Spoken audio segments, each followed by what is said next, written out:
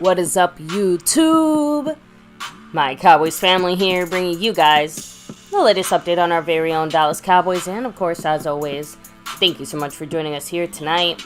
Take a second, hit like, subscribe, hit that notification bell, follow us on all social media at MyCowboysFamily, and of course, hop in the Discord. Link for that's in the description box down below. And we got a lot to talk about tonight here on this recap of this Dolphin game. Congrats to the Dolphins. But we also got to add a little rant to this thing, because this has been building up. Watching some of the games today, on and on. But you see the Grinch, unfortunately, ours attacked us in this game.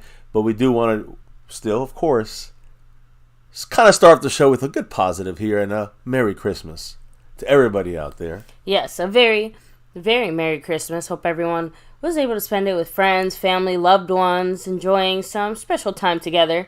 And unfortunately, like we said, Santa skipped the Dallas Cowboys, left us, coal in our football stockings. A whole brick of coal. Not exactly the way we were hoping for. Yeah. But, hey. Didn't ruin it. You got a friend's family. Did not ruin it.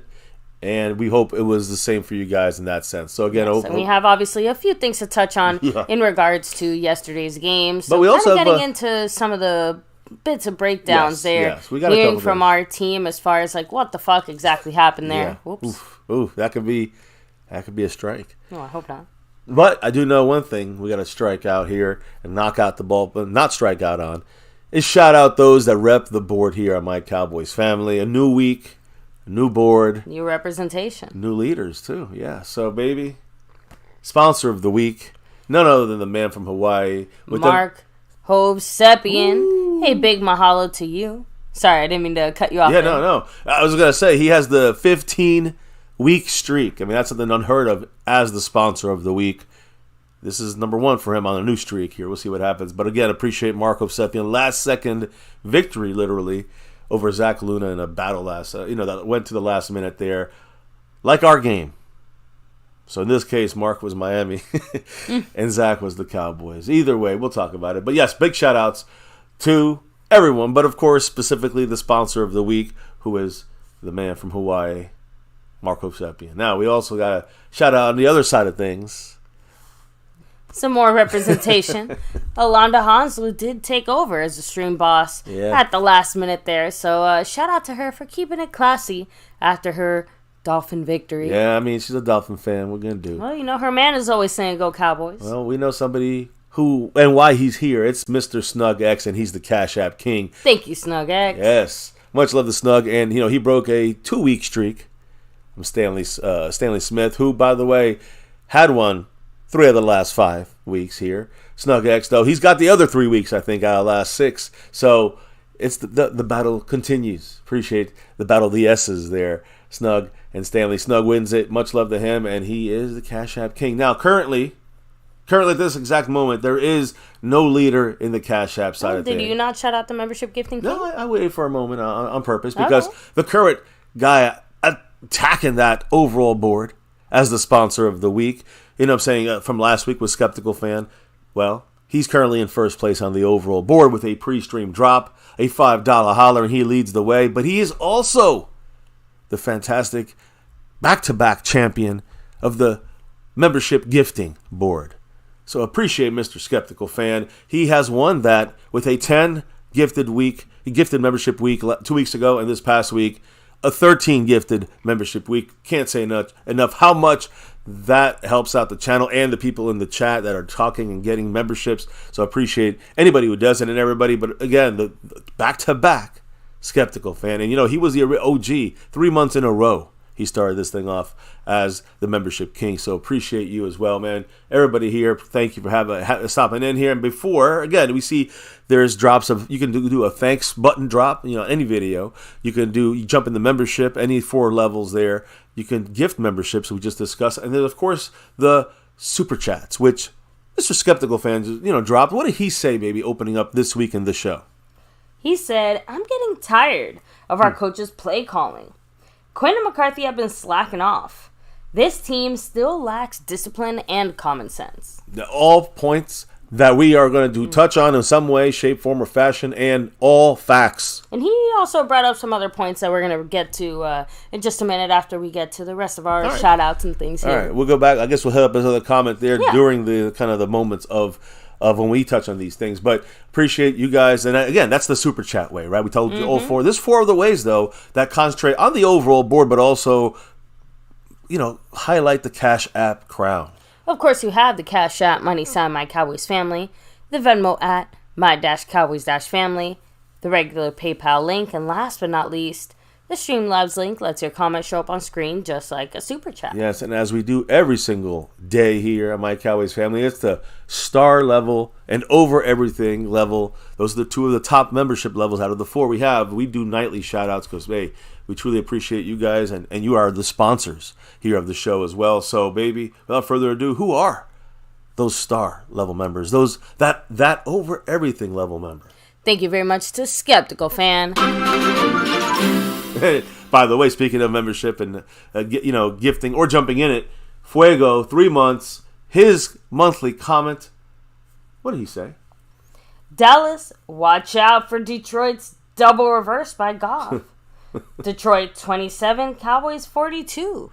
Yeah. It's do or die. Yeah, it's always go Cowboys. I hear you. We're going to talk about the Lions a lot more starting tomorrow. I got a little tidbit tonight, but it's going to be a lot more tomorrow. But yeah. Just got to stay on these guys. We're at home. And trust me, that is probably the biggest advantage for us right now, is that we're at home against the Lions. Anyways, go ahead, baby. You were shouting out the star level and over everything level. Yeah, so let me just start over. Yeah, Skeptical Fan, of course. Jason Renfro, Lincoln Kane, Mary Alvarez, Andy Potch, Marissa Sparkle, Dwayne Broussard, The Lunatic, and over everything, Mr. C. Bass. Yes, you know it. Appreciate you guys. Of course, you got that for those members right there. We just shouted out every month, about middle of the month right now, star level, over everything level, monthly jersey raffle. Sewn stitch, jersey, authentic, like the whole 9 yards. You get to choose from multiple different styles. Of course, many players, old and new. You know the deal. Appreciate Mosh Man for providing these. We'll provide them. We get them, we buy them from him, and we ship them out to the winner every month. And of course, these are of course used in a lot of other raffles we have here on the channel for different topics and game battles we have every week here at MCF against some opponent. Either way, we're on. And baby, who's in the house on with us? Let me shout out. We have AL, House Nelson, LT. Oh, man, is it the night of the initials? Sorry about that. Kenzie Bands. Thanks for rolling through. Of course, Fuego bringing the heat. We have Nate Rosario in the house. House Nelson in the house. Yeah. Snug X, you know why he's here. Lost in Translation, much love to you. Aztec Aguilera 4, repping it. Bruce got the Toxic Juice in the house. Let me roll back. Daniel Berry Sports, what's up? El Cool, repping it. We have C. Bass, also dropping those awesome Denver emojis. Oh, yeah, the Detroit emojis. Denver, my goodness. I know. Wrong D team. We're not there yet, but hey, the Detroit Lions, we got to be careful. This is the second best team in the NFC right now. Oh, let me keep rolling here. Of course, Skeptical Fan always staying skeptical. I'm going to read his earlier comments here in just a minute. I just want to make sure we hit up all the shout-outs I think we did so far. Retro Scotty in the house, what's up? Of course, Alonda Hanslu, Mr. C. Bass. So, yeah, let me go ahead and touch on some of the comments of Skeptical Fan. I went back and Freedom was first, so yes. So Freedom first. There you go. Thanks for being first. So, besides him just saying he's tired of our coaches' play calling, things like that, Skeptical Fan, right? Yes. He said, why are we using our fullback all of a sudden? Since when do we have plays for our fullback when it comes to running the ball? Is this something that they're starting to implement in the future? Why didn't they just use Rico to run it in? Maybe a read option where Dak just takes the ball and runs. Basically, out of all the options that you had, why was the option Hunter Lipke in that moment, all things considered? It's not like our guys were hurt or banged up or something. I think in a quick answer, and I think I do touch on this later on, Lipke is, as a person, it's not. It's on him, of course. Some people are saying it's on Dak for where he placed the ball. I mean, I just think it's just the lack of using Lipke. It's a combination, and that is on the coaching. And so to me, the fact that it's week 16 and it's basically the first time we're really seeing. Yeah, we've seen, and that's what thing. I was going to bring up. Lipke was actually, has had some running plays recently. Yeah, he has. But, more than the whole season. But it's like 3 in like 6 weeks. I mean, 3 runs in like 6 weeks. And so, that's not high usage, and that's bad timing to do this. When, in my opinion, there's better options. Now, Pollard should have run in the end zone. Yes, that's on Pollard. I don't know what's wrong with him there. We don't have that fullback, that bruiser that can get in the end zone. That's on the front office. But you know what I'm saying? But when it comes to this part of it, it's on, to me, Rico's ankle played into a role into some of the usage, I think, for him in this game. So even though he was active and he was back and all good to go, we obviously were still being very careful with him. Not very careful, just, I don't know. I mean, for some reason, they used him in other parts of the game, so I don't know why they didn't use him on the goal line. I agree 100%. Why not use the Cowboys sometimes just get too cute. And you get too cute. Cool throwing out there. People have been calling for Lipke for some yardage. The fans have. Past weeks, it was just bad luck with the fumble. Well, the fans have been calling this out for a while. Oh, we should use more Lipke. Well, who's our short yardage guy? I don't know if there was some. Maybe he got back to the team. And I think that I remember saying it in the game. Seeing Lipke get a handful of those like short yardage situations or whatever, that's exactly what I wanted / was hoping to see. That's what we heard from you. Yeah, 3 to 4 times in a game max. Like he should not be out there somehow replacing our running backs or anything like that. He should just be adding to the game when it comes to like actually getting touches. So the thing is, he's been used 3 or 4 times in like 6 weeks. That's the problem. Not per game, but if you use him per game, I don't think you have this problem. I don't think this problem persists in the sense of, hey, you know what? We are gonna, we got to make sure we got to worry now about getting a guy who doesn't touch the ball too often on a regular basis on a simple handoff on the goal line. Listen, Dak put it where he puts it for Rico, where he puts it in practice for everybody. He puts it there for Tony Pollard, the guys who he's more used to. And Lipke, he was still a little bit, Lipke. He's a young guy, undrafted, and he's on the goal line here for the Cowboys trying to, in a very important game in Miami. So, to me, it's a Lipke, he's got a little bit, I don't say butterfingers, but it's something that he's going to have to learn from because that can never happen. Ever. Ever. And it happened and it cost us, and that's that. So, look, skeptical, I hear you, man. We're going to trust me, this is going to be a great a very different stream in the sense of, of course, your interaction is always important, guys. That's number one. And if you drop the love and it shows up and lights up in the cash in the super chats or Cash App, we'll read your comments. We'll go into the questions, your thoughts, just like this with Skeptical. Of course, we're going to still touch on people's thoughts and comments throughout the night. We're going to bring some news, info, and updates. We're not going to bog you with analytics and stats because all that's out the window. To me, as we open this show, I know we're still trying to let it build up a little bit more here for the family. I'm trying to find the right time to go on my rant. But hey, there's going to be rants throughout this fucking stream. And I'm going to say this right now. I'm going to be dead honest right now. The Cowboys will not make the Super Bowl this year. The best chance to make the Super Bowl for the Cowboys to make a run to the Super Bowl. The only way they can make me eat my words and say we'll never make the Super Bowl. The only chance. There's nothing else. There's no let's fucking figure it out like some people are saying, and some people are saying don't panic. There's no panic. We know here at MCF, we kind of knew what this team is like. We lose a game, I don't care if it's close or not, the mistakes we did and shooting ourselves in the foot, discipline, and other issues we're going to go into tonight. All these things are why the Cowboys will not win a Super Bowl. I don't think the fans understand. I think that just goes away because you fix it in the playoffs.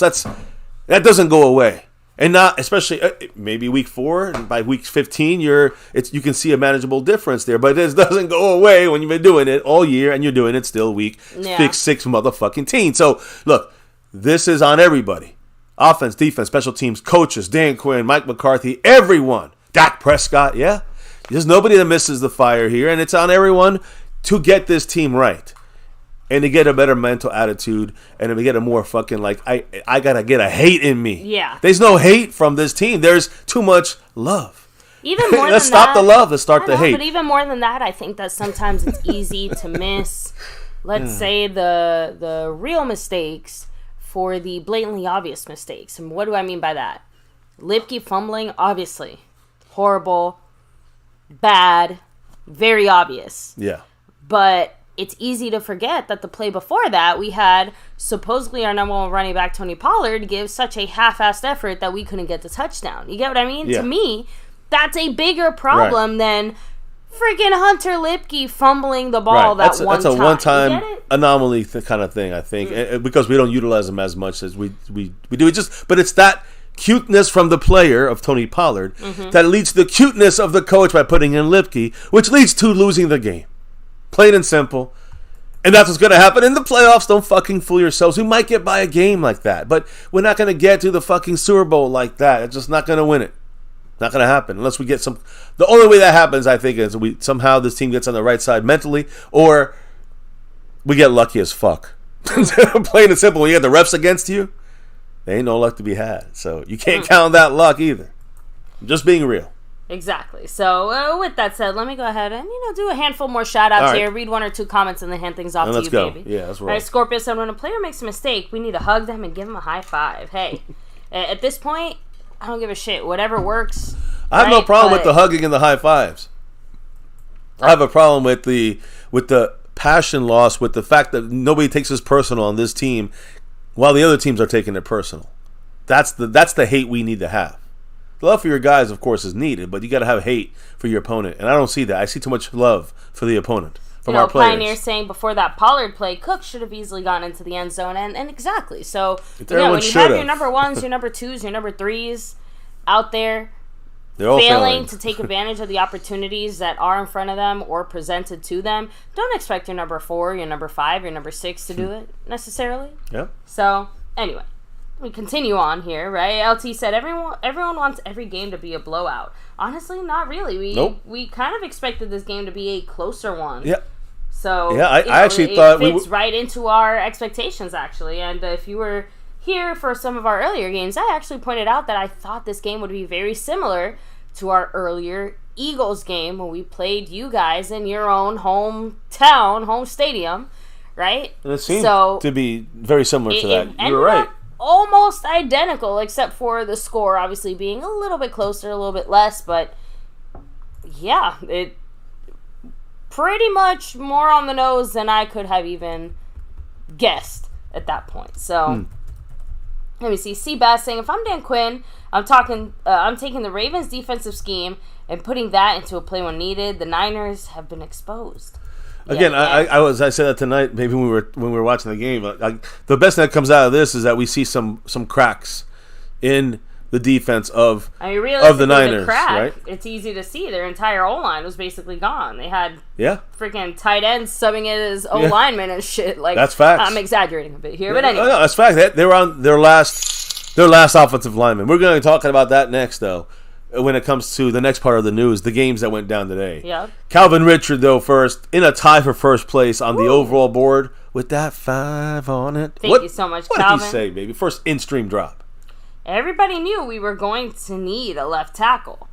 Yep. Everybody but the Cowboys. Well, Edoga didn't do bad in the first games he subbed in there first, so they had a lot of confidence in him. Remember, recently, but it's like having your car's check engine light turn on. You take to the mechanic. They tell you have a major transmission problem that's only a matter of time until it blows, and you keep driving your car, taking it on road trips, doing all sorts of highway driving. Don't sit there and act surprised when your transmission blows. I hear you. I can't. You were right about Edoga, and we're gonna talk about the offensive line issues, which caused Dak to have issues. Anyway, let me see. Scorpio. All right, you beat their ass and yell at them because that's what Jimmy would do. Oh, they were definitely way past the Jimmy days.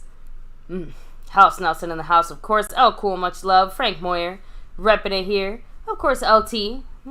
Talking about his Eagles, talking about our Cowboys, right? We're about to talk about Lost in Transition said, we've always had fullback plays. We only ran them in preseason, though. So, again, it's not like we all knew we kept Hunter Lipke for a reason over an extra tight end. We were just kind of all waiting to see when he would get enough play time. Heck, even just in blocking situations. It's only been the last few weeks that we've seen him more on the field. So. Yeah, I agree. 100%. Well, with that said, baby, let me kind of hand things off to you because I want to hear about, obviously, some of the NFL Cowboy adjacent things that have been happening before we touch on all the fuckery of yesterday's game. We got the recap and rant coming for you. Of course, a little bit of the rant already pouring out of us.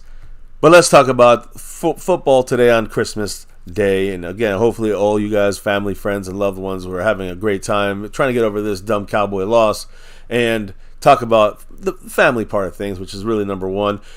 The Ravens tonight, as some of you guys were saying, played against the Niners. But the first game of the day was very interesting and exciting, actually. The Raiders upset the Chiefs to begin today's Christmas triple header. And in 7 seconds, Mahomes was scored on twice, like 2 times in a row, like back-to-back touchdowns by the Raiders. It kind of took control, I think 17-7 at that point.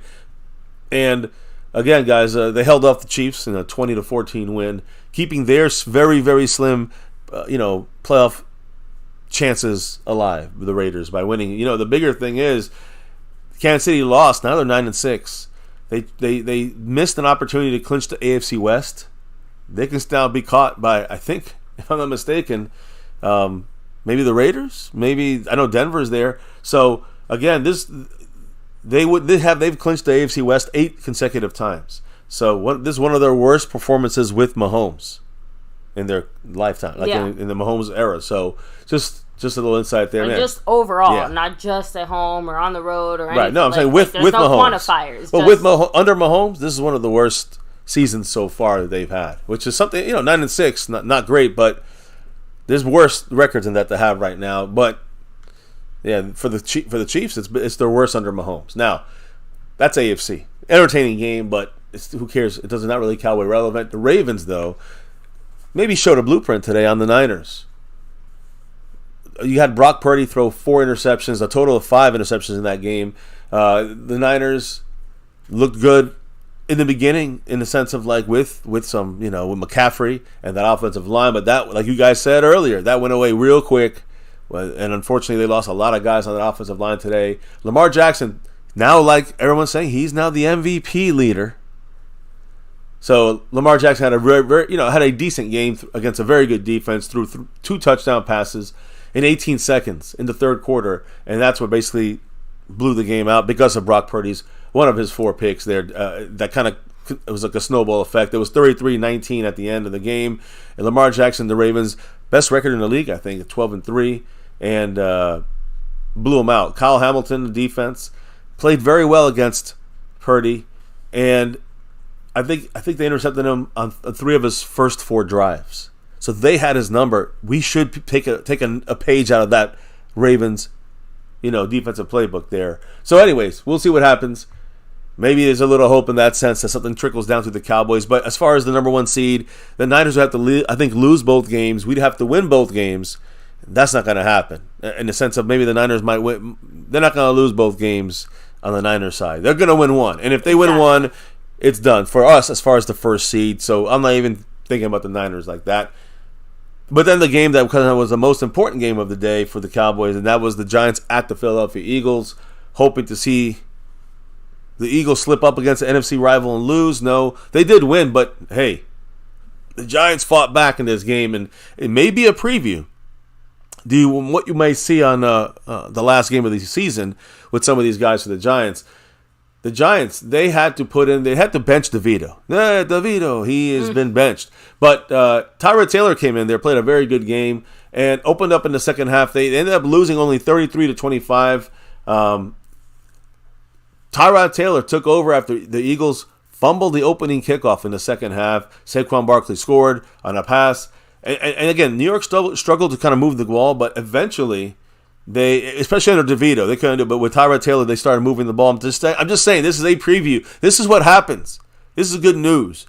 Even though they didn't win, trust me, they had a chance. They had an 8-point win. It was right there. But the next game's in New York. And again, assuming the Giants play the same guys, their starters, they're going to want to win. They're going to be hungry. And they already know this team from 2 weeks earlier. So there's slight good news in there, even though this loss, of course, this win by the Eagles now puts them at, 1 game in front of us. So, we are now at what, 10-5? Yeah. They are 11-4. The reality here, guys, is that's where we're already at. Yeah, Nothing changed. We have already been touching on this throughout last week, and obviously we'll continue to touch on it as outside events and things like that continue to impact it. But us losing to the Dolphins from a postseason perspective, not that big of a deal compared to some of the other losses we could have possibly taken. Those would have impacted us a lot more. So, the Cowboys losing to the Dolphins and the Eagles obviously winning their game, it means everything is pretty much exactly the way it was before anything happened. Yeah, it's straightforward, guys. Just scratch out that 5th tiebreaker. That strength of victory, that's not happening anymore. That's out. All right? Don't worry about it. It doesn't matter anymore. Don't worry about those teams to root for. That's out. But now it goes all the way down to number 4, the conference championship, the conference tiebreaker. Mm-hmm. And that means the only way we get to that, which is the same as it was the first place, would be, again, you see here at the bottom line area, at the right part of this graphic, you see Cowboys must beat Washington. And now you got to change it because we lost to the Dolphins. We must beat Washington, and we must beat the Detroit Lions this week. Which, again, I think we all could agree we kind of knew that, right? And we got to beat the Lions now if we want to have any chance of the NFC East. The difference is if it was the other way around, we might still fall to the 3rd seed. Yeah. This is only 2 choices for the Cowboys now, guys. It's the 2nd seed or the 5th seed. So there's no 3rd seed anymore. The Cowboys, if we win out, we still have to hope the Eagles lose a game. They didn't lose today. It was a close one. They didn't play well, and they might not play. I mean, they got Kyler Murray coming up. They got they got to play these same Giants again in New York. Hopefully, hopefully the Giants can pull it off. Either way, same thing. Before what the situation was 2 days ago. We had to still beat Washington, and we had to beat the Dolphins or beat the Lions, and the Eagles still had to lose a game. That no matter to make the playoffs, that would be the way we have to do it, unless it would be going to that 5th tiebreaker, which we were going to lose anyways. So that tiebreaker don't matter no more. Now it's straight up conference, or even it could go all the way to division. If again the Eagles lose to the Giants or the Cardinals, that would affect the 2nd tiebreaker there. If they lose to the Giants, it would affect the 4th tiebreaker if they lose to the Cardinals. It's as simple as that. And if those 2 things happen, if one of those 2 things happens to the Eagles, which unfortunately the Cowboys put themselves here, their own fault for having to rely on the Eagles. But if we put them, if the Eagles lose one of those 2 games, Cardinals or the Giants, we must, of course, do what we have to do, and that is beat the Lions at home, where we are fantastic, and we should fucking somehow be playing well, no matter who we play at home. And then the tougher game, to me, is going to be, and I think some people out there had called it in the past, that Washington Commander game, because we're on the road, we suck. Plain and simple. That's just, this game against the Dolphins pretty much convinced me we just can't put it together on the road. We may get by the Commanders, but that's going to be a tougher game than people think. And I see that now. Now I see the fact that that's going to be But if we win both those games and the Eagles slip up at home against the Cardinals, could happen, maybe. The Eagles ain't that scary. Or they slip up against the Giants in New York, the Cowboys get the number 2 seed. Things pretty much stay the same. We get NFC East. That's great. But the more important thing is getting that number 2 seed. And that is the key, to my friends, to the Cowboys' chances remaining to have any playoff success this year at all. If we got to go 3 road games, we are not going to go very far in the playoffs. But if we get a 2nd seed and we got enough talent, home game in the wild card round, we better fucking win. And if we get to the divisional round, we got another home game against a tough team, the Detroit Lions or the Eagles, let's say, we can win. At least we'll get the farthest we've ever gotten in almost 28 fucking years.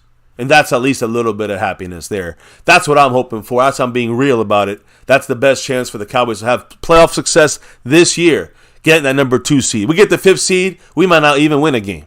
And if we do, we're going to get bounced in the divisional round, probably at San Francisco. And if we're at Philly, there's a little bit better chance. On the road, we're probably going to lose a close game like you see at the bottom of your screen right now. Miami beating us 22-20. 24/7 Cowboy dropping the $10 holler. Let me hear what you had to say, maybe, as he actually takes over the entire lead on the overall board, taking Skeptical and Calvin down to 2nd place. All right, so 247 Cowboy 24/7 said, "Is Lamb up for a better contract? I'm putting on my tinfoil hat. We must be trying to sabotage his negotiations. why else would you stop throwing to him? He's the best receiver on the fucking team. Yeah, he seemed very aggravated yesterday, CeeDee Lamb. Again, reminded me a little bit of the San Francisco game, for example, where Dak didn't look his way on a couple of plays. You know, you can see him visibly throwing his hands up, and throwing his hands to the side and just being frustrated because he was open a couple times. We'll talk about that, I promise. But yeah, I don't know why we went from focusing on CeeDee. CeeDee had a good game. He had over 100 yards. Focusing on CeeDee. We saw him kind of start to pick up some momentum, and then we just forgot he was on the team. I guess. And Dak, McCarthy, and Dak missed him a couple of times. There's no doubt that did not help. Yeah, again. I mean that happened. People don't want to see that, but and there's reasons for that too. The timing offensively was definitely off a little bit. I think to me the more surprising part, even from the CeeDee side of things, okay, you saw the CeeDee Lamb thing really not go anywhere. You didn't really see anything else go anywhere. But more surprising, the run game went nowhere. We just abandoned the run completely when we still absolutely had a chance to run the ball. That, to me, is the weirder part. I'm assuming that it has something to do with our O-line. When we threw the ball, it was definitely something to do with our O-line. We'll get into more of that in a second here, but I hear you. I hear what you're saying. So, again, in Calvin, 24/7 Cowboy, I agree. I agree with him. Why are the Cowboys missing Dak? Why is Dak missing? Why is Dak missing CeeDee Lamb? And again, some of it's on Dak, and a lot of it, like we've been talking about, offensive line is definitely a part of this as well. Unfortunately, Chuma Edoga had a real bad game. Yeah, Chris Plumage saying it. Is it the players or the coaches that suck on the road? Is it both? How can our left tackle continue to just let Chubb go unblocked to Dak? Could you imagine any lineman leaving Parsons unblocked at any time? Well, it happened against Seattle, and Geno Smith found out what happened. But no, agree 100% there too. I mean, there was a play where we had three. So the protection for Dak Prescott, and I guess I'll talk about it now real quick.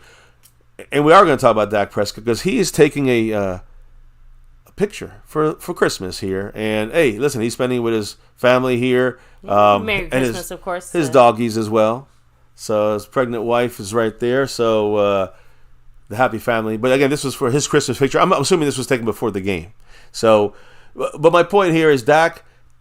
What was the comment again? I don't want to lose. I lost my focus. Is it the players or the coaches that suck on the road? How can our left tackle just keep letting Chubb go unblocked? Yeah, that's the play. There was a play where the Dolphins were blitzing. If you look at behind the line of scrimmage, Dak is sitting there.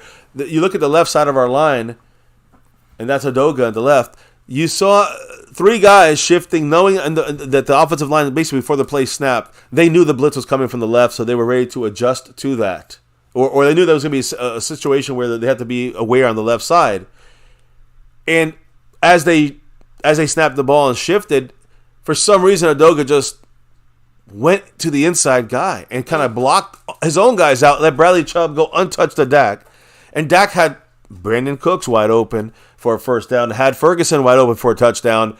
Dak had to run out the pocket, go away from them, and it ended up being an incompletion because his choices were limited. Why? Not because Dak sucks, not because McCarthy's play sucked. The offensive line sucked. And specifically Chuma Edoga. Big issue. We need Tyron Smith back for Dak, for McCarthy, for the offense to even have a chance. And listen, we still only lost by 2. The defense did a great job. It also played undisciplined. So I know, but I think it also just kind of highlights the fact that, like I said yesterday during our game day live stream, I feel like Chuma did worse than we might have realized. Right? Like, he wasn't out there just completely allowing sack after sack after sack, but he clearly was not really doing his job very effectively. Not very consistently, which is a word we love to use, unfortunately for us. We're consistently inconsistent, the Cowboys, and Chuma Edoga defined that last night. Unfortunately, yesterday afternoon. Jason Renfro dropping the $1.56, the $1.56 holla, as he jumps on the board for this week. And He is currently now in 4th place on our overall board. That's right. Much love to Huge shout out Jason Renfro. Yeah, Go Cowboys, of course. He is so far the Cash App King, of course. Snug X took over at the last second there. Jason Renfro, always in the running. All over the place. So, yes, much love, Jason Renfro. I got you on the board, 4th place.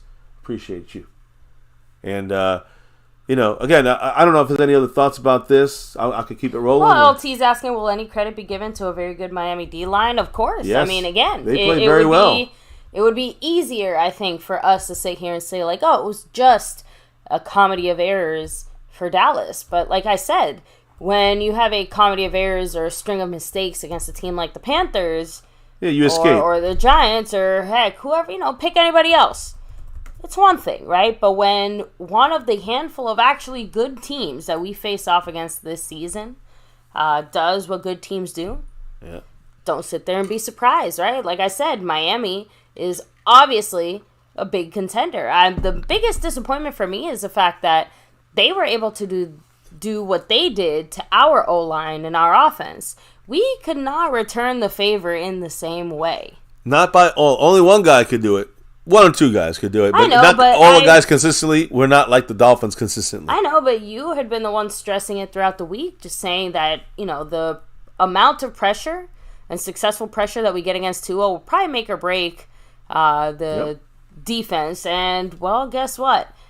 It broke it. Because we didn't quite get to that magic number that would have probably been ideal. Yeah, but you know who did get past the 30% part of things? The Dolphins D-line. Oh, yeah. And Dak was under pressure this entire game. Almost half the game, he was under heavy pressure. It's hard to be a good quarterback. Anybody couldn't do very well here in this situation with that. Dak was in. But Dak also missed some guys, made some bad reads without those issues as well, So everybody had a bite of the shit sandwich here. Everyone got to take with some bigger bites than others, right? But nonetheless, that's what it looks. And look, the Cowboys in this game, and let me just get right to it here. Again, Merry Christmas from Dak Prescott. Oh, of course. But let me get to the, I guess you could say our opponent, since we're going to talk about this game here in a moment. But before we get there, let's talk about the opponent for a quick second. And you have a new emojis if you're in the house. Drop them. the little poussoirs there. Oh, I'm sorry, the puma. Those are the little pussycats. I don't know. The cubs. I don't know. But Calvin Richard ain't no cub. He's dropping that 5 on it. The $5 holler, which, by the way, puts him in a tie for first place on our overall board.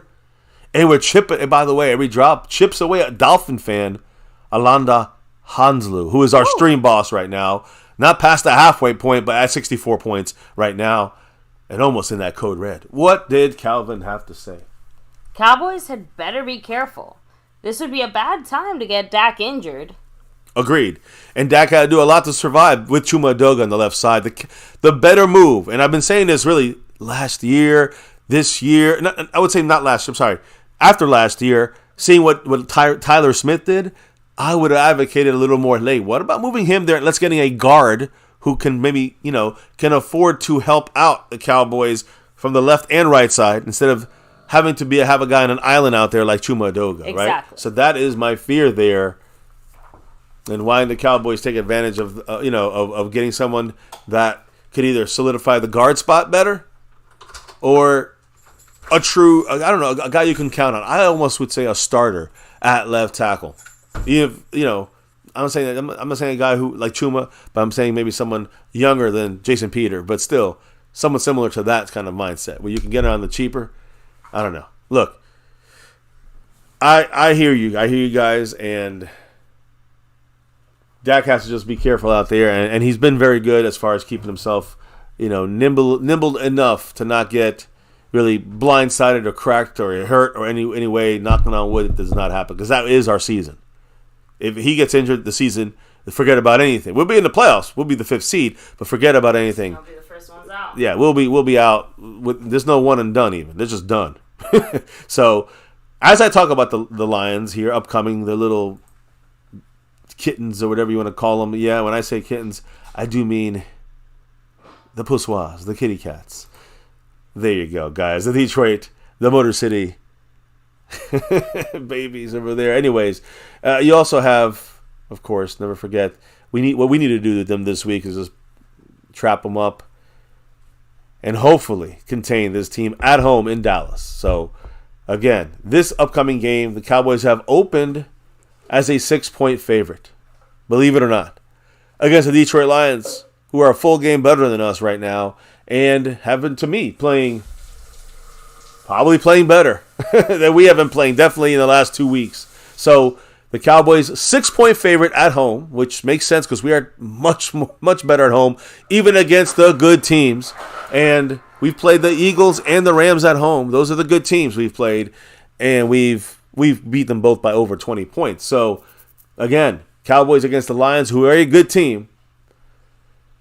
Week 17, AT&T Stadium game in Dallas. We are 6-point favorites, according to DK Sportsbook. I guarantee you, though, that will change and be altered as the week goes on. It probably gets a little more like that 4 points favorite for us, 4.5 points. And then it depends what happens with the injury updates, which we don't even know right now. We'll know a lot more tomorrow when the Cowboys, it's Christmas. No one was at this facility at the Star, so there's no practice, there's no updates, there's no press conferences. So at least we got a break there. There is post-game press conferences that we will discuss here in a moment. But yeah, that's as far as our upcoming game here, a must-win if you want to stay in the running for that second seed in the NFC East. We win the game against the Lions, it goes down. No matter what happens, it goes down to week 18 if we beat the Lions. If we beat the Washington Commanders, the Eagles, they got to lose either against the Cardinals next week in Philly or on the road at New York, who they just almost lost to today at home. Dangerous game. We'll see. The Eagles might learn more about the Giants, too, in this game, and then maybe they just blow them out. But I think the Giants may hang closer even in the next game than you think at home against the Eagles to end the season. And hey, the Cardinals, I'm not going to they beat us, so I ain't overlooking them. I hope they surprise the Eagles. Come on, Cards, let's get this win. Dr. G's would probably go into that game. Come on, give us some good juju here and get us that win against those fucking Eagles. And then we'll probably end up slipping up against the Lions, and it won't fucking matter anyways. Who knows? Mr. A. Lavelle in the house. Merry Christmas, happy holidays, and we hope here at MCF, the wife stepped away for a moment, that you and yours are having a great time there together celebrating the holidays. Mr. A. Lavelle dropping that $10 holler. And he said, what's up, MCF and MCW? What's good, everyone in the chat? Hope everyone is safe and healthy. Merry Christmas and happy holidays, everyone. Keep your heads up. No team is unbeatable. Let's go Cowboys, baby. Hell yeah, Mr. Lavelle, Mr. Silver Level Master here. He's been our top guy here in the silver level, but in all levels. He's been with us for, I can't even do the math, but 41 months, I think. Much love to Mr. Lavelle. And again, hope your family, friends, and loved ones are safe, having a great holiday together. And, of course, Merry Christmas. Appreciate you, Mr. Lavelle. And I think the wife, yes, baby, you're back now. Yes. Mr. Lavelle wishing us our dog always picks the MCF stream time to have to go out, use the bathroom. Yeah. So something about the thing there gets her hyped. But yes, I already read his comment, but yes, he wishes us Merry Christmas. I do have to admit, I've seen a few different versions of it's still just a regular season. You know, It's about who is the better team that shows up in the playoffs, one game at a time, so on and so on and so on. But let's be real. It is very hard to feel motivated that our team will be able to hang in the playoffs when we have difficulty beating good teams on the road, considering that it is very likely we're heading for a long playoff season of road games. I mean, I don't think it takes a genius to put that together, right? Well, here's the thing that kills me. Go ahead, baby. No, go ahead. I don't interrupt you. No, go ahead. You said but? No, I'm just saying that, like I said, it doesn't exactly inspire confidence. And, you know, even when you look at some of the matchups that we have ahead of us, like we said, at most maybe one playoff win, not so much guaranteed, but much more likely. Yeah, meaning the winner of the NFC South. Exactly. So outside of that, just saying, outside of that, I mean, we don't know which team is going to be the better team that shows up because this team has been showing some serious inconsistencies throughout the year. So it's like, we don't even know what team is showing up tomorrow. So forget the playoffs, right?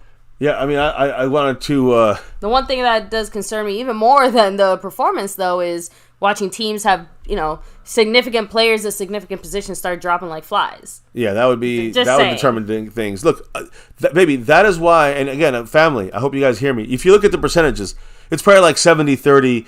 We probably get the 5th seed over the 2nd seed, but that is, I know it's not all in our hands, but that is why we have 4 games that are important left in the season. 4 games. We have to win both of ours, the Lions and at home against Detroit and at Washington, and the Eagles have to lose one of their last 2. That's it. If that happens, and it's not, I'm not saying it's definite, but if that happens, there's still a good chance. I think there's a chance that can happen. That's how, if we get lucky and that happens, we get a 2nd seed and home field, other than against the Niners in the conference championship. That's what it would come down to if we get that far. If we can win our 2 games at home, that's what it comes down to. That's the difference between being knocked out in the first round or making it to the conference championship, possibly. That's how bipolar our team is. On the road, we fucking are below average. When on the a below average, and I'm talking about even against bad teams, we're not that good on the road. But at home, bad teams, we blow them out. Good teams, we beat them by 20. Just saying, like that's Seattle. We came back on them. We don't do any of these things on the road consistently at all. 1 game, 2, whatever. But most of our games struggles on the road, and it just we won 3 games on the road. But Carolina, it was fucking 17-10 in the 4th quarter. People want to forget this shit. So when you look at some of our games on the road, it was not the blowout it ended up being. You know what I mean? So yeah. You have to look at context. It is unfortunate, Snug, that Tank is having the best season of his career by far. I agree. And I think it's very easy to overlook because 1, he's not getting the big stacks, the big stats that people are looking for in that sense. For the money he's getting paid. Yeah. Exactly. And not even for the money he's getting paid. Just like go back to when he was trying to earn his first big contract type of thing, right? The thing that earned him that contract was sacks. Mm-hmm. Right? Not the type of, grunt work, dirty work that he's doing now. The unsung hero, the unseen and unsung hero of the D-line. So, and a lot of that is made possible through Micah Parsons, of course. But still, even just on an individual level, D-line is just having a great season there. So, hey, AL, wishful thinking, but you never know, right? What did he say? He said, Philly drops 2, Niners drop 2, Dallas wins 2. It's wishful thinking, but I'm going to wish. And that's what I'm going to say. Yeah. I mean, you can wish that, but let's keep it real. That's not going to happen. That's all. If it happens, a miracle occurred. All right, your Christmas miracle. But that's not, if you're wishing and you're hoping for that, like if inside of you really think that's not even my thought process right now. The Cowboys got to earn that shit from me. I ain't going to give that to them. I wouldn't give it to them if I were you, AL. I would say football is a meritocracy, right, Tony Romo? Now, what about this game yesterday, baby? The Dolphins ended up, when they went into the locker room, you know what happened? They were doors were closed. You can hear the music blasting. The first song they played, Wiz Khalifa, "We Dem Boys." Well, they take it personal. We don't take it personal. The Cowboys don't take shit we're too fucking nice. That's one of my rants, and that's been a rant I've been having for weeks here, for months, about our Cowboys. Since that Niner game, Micah on a show said, well, what do they take it personal for? Fuck, Micah. That deflated me when I heard the star of our defense, the heart of our defense, the passion of our defense say that. That's not the right mindset. I'm sorry. I agree. I'm sorry. Someone's got to tell Micah, fix the shit. Yeah, because right now, I don't think the Cowboys are still taking it personal. And with that attitude, we're getting bounced in the first round, or for sure divisional round if we're not the home team. So, but anyways, kind of figuring this thing out, guys. The Cowboys, as you can see, lose 22-20 on a last-second field goal. We made our bed there. Cowboys are 10-5. The best we can do is match our win total for the last 2 years at 12-5. Okay. And that'd be McCarthy. So listen. I'll say this. Garrett had the 8-8. That was his average with us in 8 years. Was 8-8, right? It felt like he was with us for infinity. Yeah, 12-5 is our average under McCarthy. Yeah, much better. But that's not. That's an upgrade at coach, even if we're still not happy. But I'm just letting you know that's the way it is. But on the road, the point is that we're now, instead of a consistently average team, we're a consistently above average team. So, like you said, that right. We compete better. Progressing upward. Yeah, we compete more, which it just must make Jerry Jones want to jerk off, because He loves competition. If we got even a little more competitive, but not a Super Bowl, that's even better than Garrett. Oh my goodness. So, anyways, we gotta hope. We still gotta hope. Even if we had won yesterday, you know what would have changed? We can lose to Detroit and get the 3rd seed instead. We still have to have the Eagles lose, and we still got to beat Washington. I'd rather go this route. I'm being honest with you. I'd rather go. If I said this last week, we got to lose a game, lose in Miami. I'd rather go this route. I'd rather win the game at home against Detroit, and we're fighting for that 2nd seed instead of that 3rd seed. Just saying, right? You can't argue that. Mm-hmm. So the Cowboys are 3-5 on the road. We got one more again at Washington, and we have officially clinched a road losing record. We now our percentage on the road is below average. In the Super Bowl era, since we had the first Super Bowl, 84 teams have made the playoffs with a losing road record, but only 3 have gone on to reach the Super Bowl. Ouch. Only 3. The Patriots in 2018, which they won the Super Bowl. Packers with McCarthy in 2010, and they won the Super Bowl. And the Cardinals in 2008, who lost a very close Super Bowl to the Steelers. But they all went 3-5 on the road. We possibly go 3. If we go 3-6, we're gonna have to win all our games on the road. But the way we can kind of get on this, maybe make a Super Bowl run or something like that, is if we get lucky and the Eagles lose a game and we win our last 2, meaning we bypass the Lions for the 2nd seed and we get that, and we corral that. Then you could be a team that make that one lucky game against the Niners in a conference championship on the road, and then we get that win. So the Cowboys have lost. That's a hope. That's my hope. That's my realistic hope. The Cowboys have lost 2 games in a row. For the first time in over 2 years. We talked about it beforehand, right? We haven't lost 2 in a row. Well, now we have in the McCarthy era. First time since we lost back-to-back regular season games in 759 days. Our last consecutive losses was the first time ever since November 2021. We lost to the Broncos. I'm sorry, we lost to the Chiefs, and then in a 4-day span on Thanksgiving, we lost to the Raiders. In 2021. This time we lost to, at Buffalo and at Miami. But you know what the key here is? One of the keys, I guess you can say, that in figuring out our defense or our offense a little bit, or at least giving our offense trouble, Vic Fangio, was part of the Denver team that helped do that, and part of this Miami team as well. So, as being their defensive coordinator, I think Vic Fangio had a fantastic coached game on the Miami defensive side. So you got to give them a lot of credit there as well. Now, baby, Mike McCarthy spoke today, and if you could, save this for the last one if you can. I don't know if it's possible, but if it's possible. If not, that's fine. But what did McCarthy had? Not today. He didn't speak today. McCarthy spoke yesterday after the game. What a big Mike with the big L, we took yesterday, have to say about this masterpiece of catastrophe. He said it was a juggernaut game. Of course it was. That's what we expected. It's a challenge in these games, because it's going to come down to one play. And they probably made a play or 2 more than we did. It was a hard-fought game. We may have to go on the road, obviously, to get this done. I think we got a lot that we can draw from this. We've got to play better than we did today, because you have to play above it on the road. And road warriors we will be. So basically, even McCarthy, straight up, just kind of, it sounds like almost laying down and accepting a road playoff scenario situation. And by accepting, okay, it's one thing to understand, okay, this is very likely what's going to happen. There's nothing wrong with commenting on it. But I'm sorry, by him saying, I think we have a lot we can draw from this. We did better. Road warriors we will be. I don't know. Something about that just rings very almost false to me. I just think that it just means that maybe it's just everything rubs me the wrong way right now. This has nothing to do with the playoffs. He's given up, because we can't do a damn thing about the playoffs, in the sense of all we can do is win our 2 games, and have to hope for the Eagles to lose.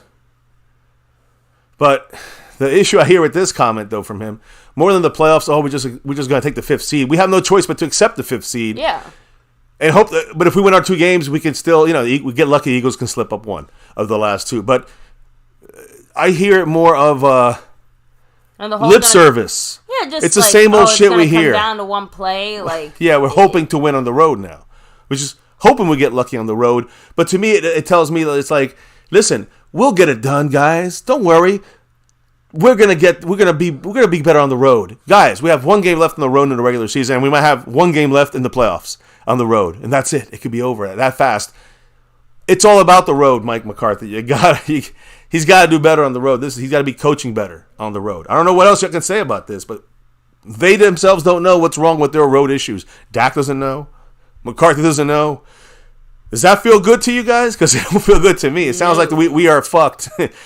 Eventually fucked. Somewhere down the road in the playoffs.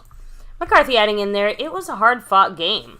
It gives you a taste of, if we have to go on the road to get this done, and there's a lot that we can draw from this.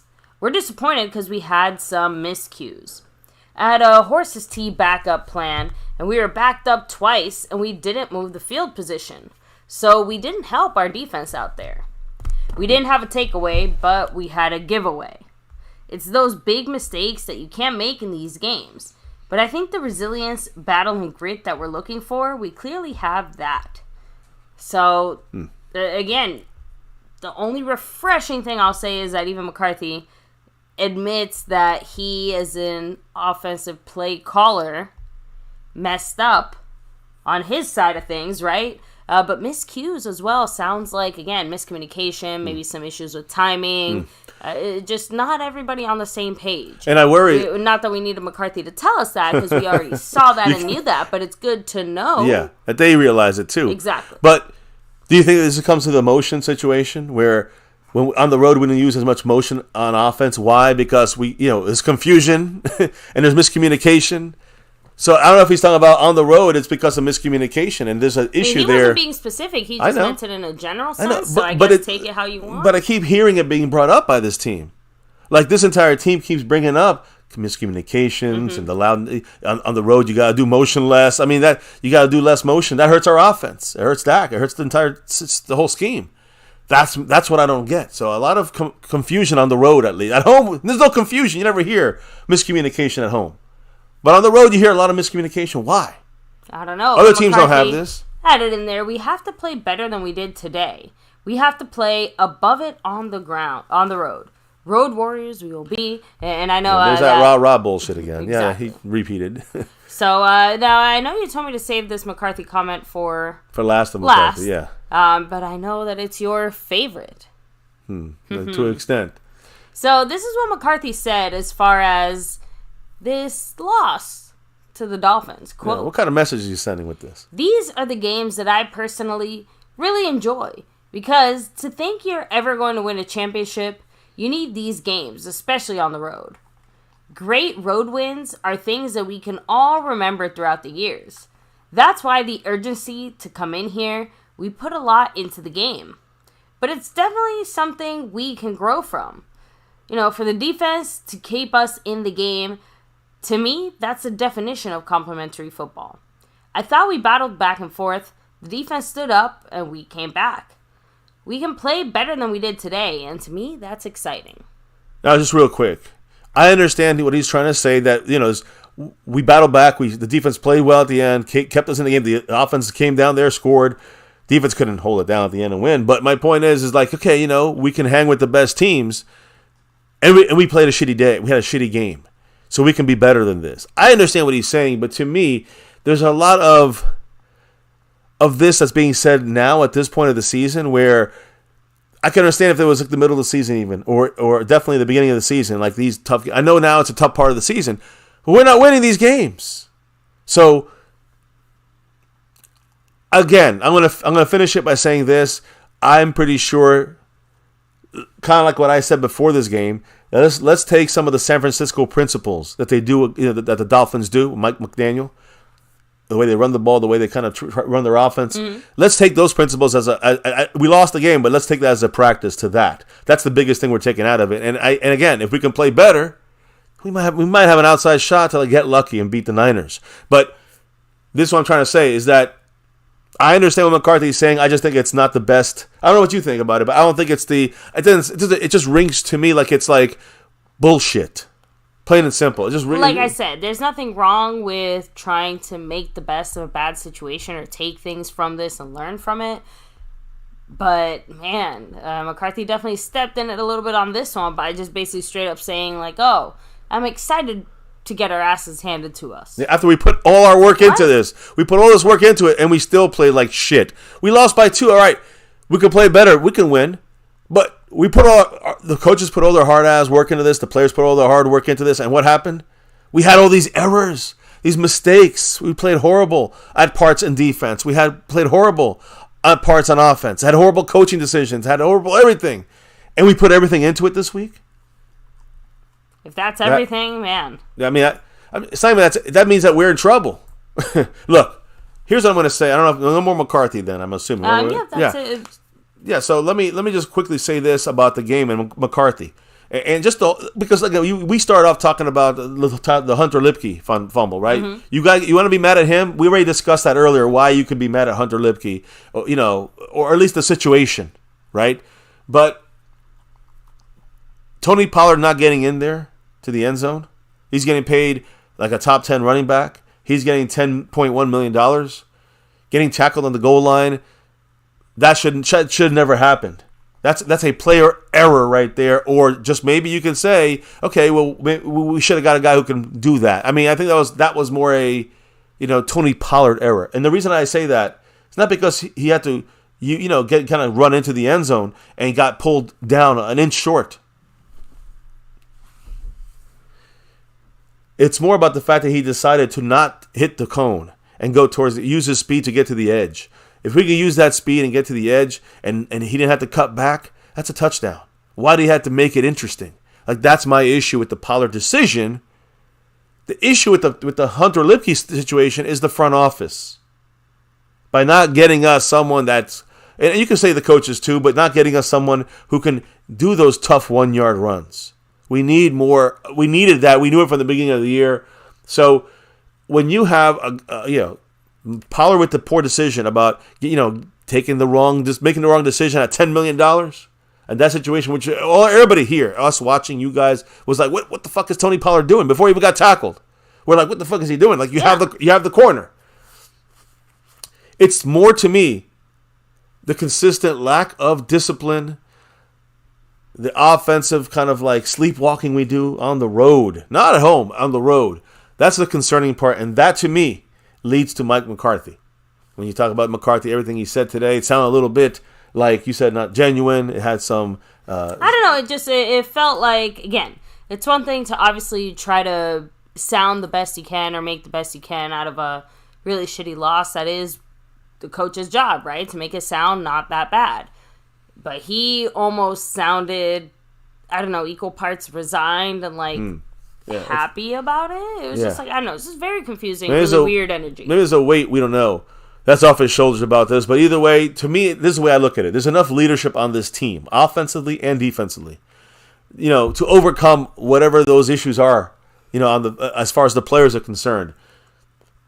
It's hard to trust it because they haven't got it done yet. But the coaches, the players, they're all to blame for this. But I just want to make sure, when it comes to the consistency issue, I think that's more McCarthy. Now, this was the third time the Cowboys with Mike McCarthy here this year. Mike McCarthy elected to receive the ball after winning the opening coin toss. You had assumed we had lost the coin toss, or we kicked off, right? So, I'm sorry, we got the ball first. So you assumed that we lost the coin toss. We actually won the coin toss and decided to take the ball first. Now, how has that gone for us in the other times? I mean, at least in this game, if it hadn't been for the freaking Hunter Lipke, it wouldn't have been the worst decision. The first time we did this was week 2 against the Jets. The first drive, touchdown. Okay. All right, we won that game. Second time we did it was week 4. We got a field goal on that first drive against the Patriots. All right. We got a win in that game. The third time was, of course, like you just said, week 16 against the Dolphins. We got to the 1 fucking inch line, and Hunter Lipke, the goal line exchange, fumble. Dolphins recovered the fumble on the goal line there. So we lost this game, right? So that's you can see the direct effect.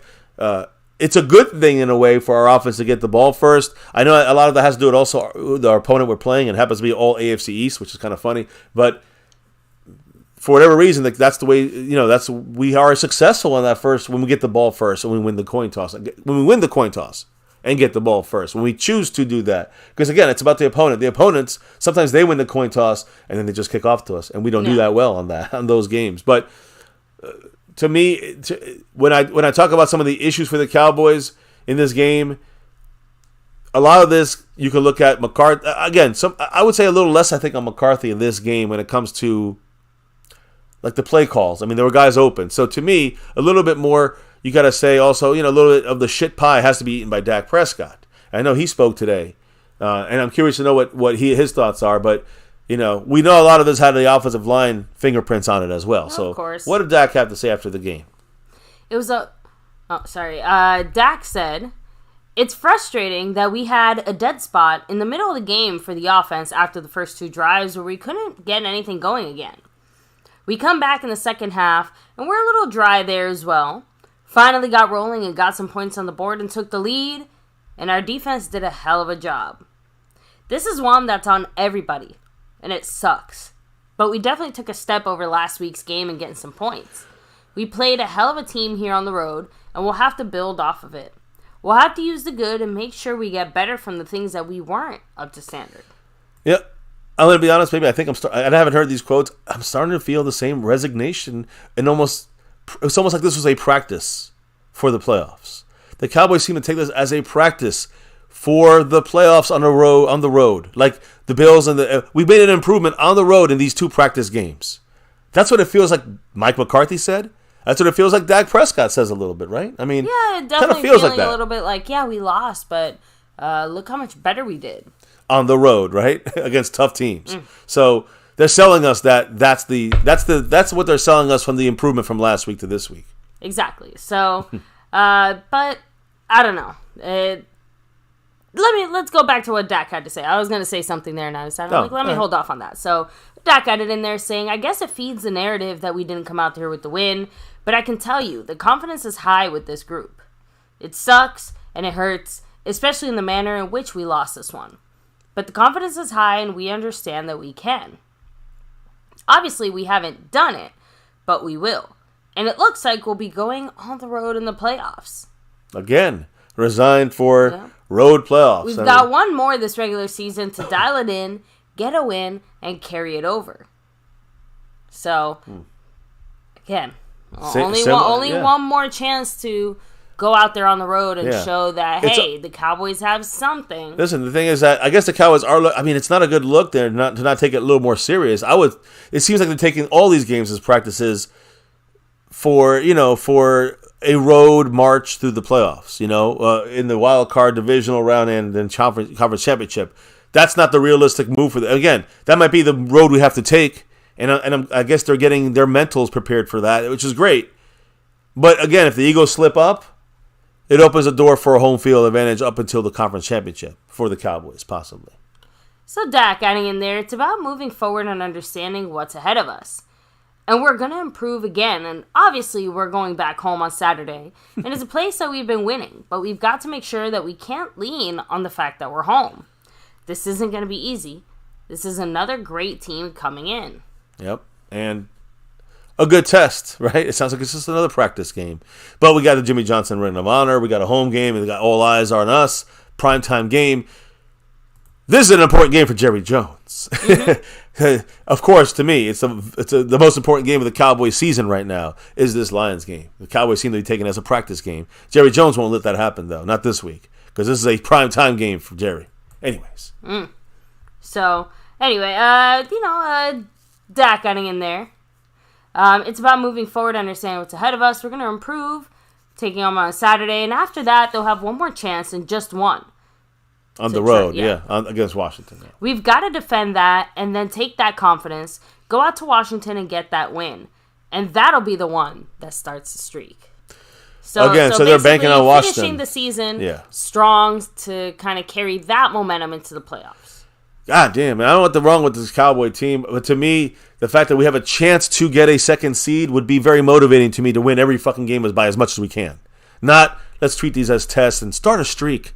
To go, on the road, like that's a great winning mentality if we can realistically win four straight games on the road at Washington and then 3 on the road. The probability is that's not the best way to do this thing, and again, we might have to.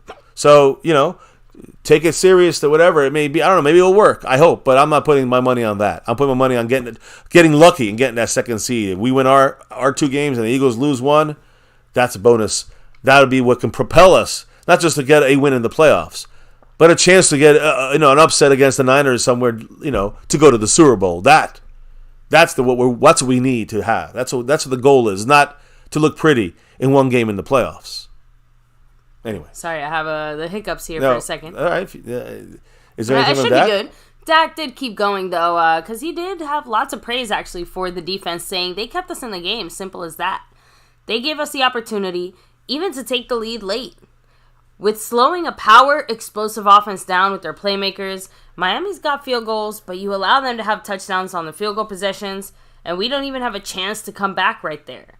They definitely gave us an opportunity. Agree. So at least from Dak's perspective, if we're talking, remember, he said this last night, slice of the blame pie. Mm-hmm. From Dak's perspective, the defense held down a very tough offense and gave the offense plenty of opportunities to try and turn around and beat them. Without those opportunities, what he's saying is without our defense and the opportunities by holding them, taking those, field goals instead of putting up those full 7 points, is why the Cowboys were able to sneak back into this game and take the lead at the end. Exactly. But again, to me, it's still like the defense had some dumb discipline mistakes, some bad plays, just some lack of dominance on this defense. I'll explain it when we get to the defensive side of things, but that is still an issue. Where did that go? Why are we just an average defense now? And that is the problem. If we're just an average defense, we are a little above average because we are we're not elite. We're still just a good defense that plays better against shittier teams. That's all. That's what it comes down to. And we play well enough to slow down teams that can put up points. That's the other thing we do. So on defense, those are the positives there, I guess. I know, but Dak is saying that, defensively, we've got everything going for us, right? Saying, quote, they've got the right leaders on that side of the ball. You see the way that DeMarcus Lawrence plays. That's who he is on and off the field. Guys got to continue to follow him just doing things right. Yeah. Hell of a player. I saw it all over the field on Sunday, and they have a hell of a leader in Dan Quinn. So no worries about that group. They responded well, and they gave us an opportunity. So again, just doubling down on the fact that, defense did what they were supposed to do. Yeah. Yeah, again, that is what a good, what teams will do in the locker rooms. But hey, that's neither here or there. Defense had some good stuff. They had some bad stuff too. That's just the facts. And he actually kind of criticized himself and the offense a bit here, saying that we had a screen called one side or another. We went to one side, looked back at the play, and it looked like CeeDee would have had a better opportunity. Things like that fall on my lap will get better.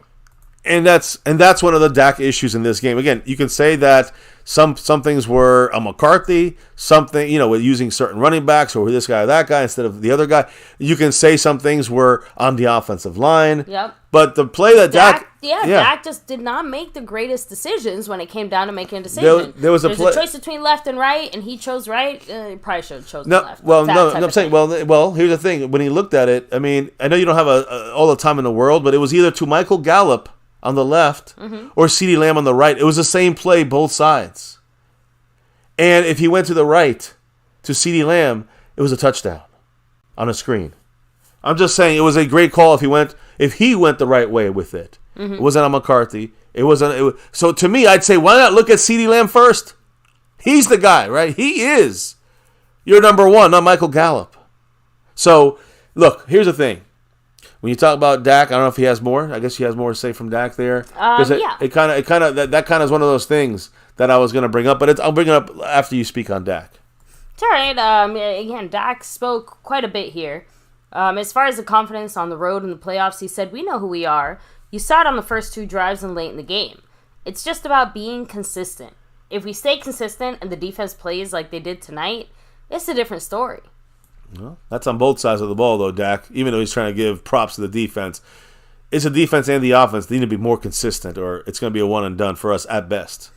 And you'll hear from CeeDee Lamb later on, but even he was kind of wondering, like, damn, why did I just disappear in the middle of the game, right? Dak Prescott said, yeah, strange, I guess, is a good word. But when you have 3 or 4 catches and 70 yards on him from the jump, you're playing a defensive coordinator over there that's been around for a long time. Yeah, Vic So Fangio. basically, yeah, he's not a dummy. He's not just going to leave CeeDee Lamb open. But that's what I'm trying to say. There was a play that was a touchdown to CeeDee Lamb. And it was the right, and Dak Prescott took the wrong person, Michael Gallup. And it happened, he missed them also wide open in a couple different times in the game for Dak Prescott. Some of that is Dak, some of that is our offensive line and their defensive front. Yeah. Right? So it was a combination of things there. So, anyway, the final thing that Dak Prescott had to say as far as, like, why do you have so much confidence that this team can actually get it done on the road? He said, hell, this whole narrative change is off of, unfortunately, one play out there. The guy misses a field goal, and we're in here talking about a completely different outlook. Oh, Jesus. So let's not lose sight of that. Again, he's talking about if they missed the field goal, right? I mean, yep, he is. Why are we fucking worrying? Why are we waiting for things to get down to field goals?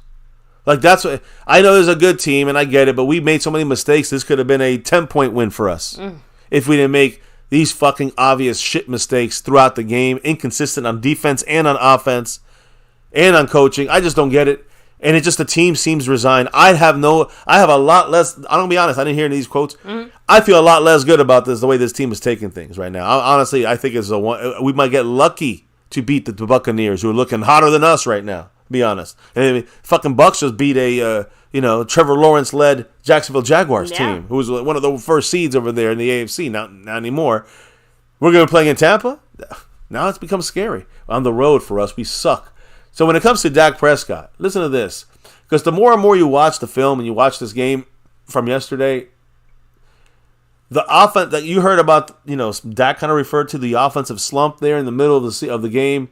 That slump in the middle, that, I think, and I've heard some people say this, has a lot to do with Dak not trusting the timing.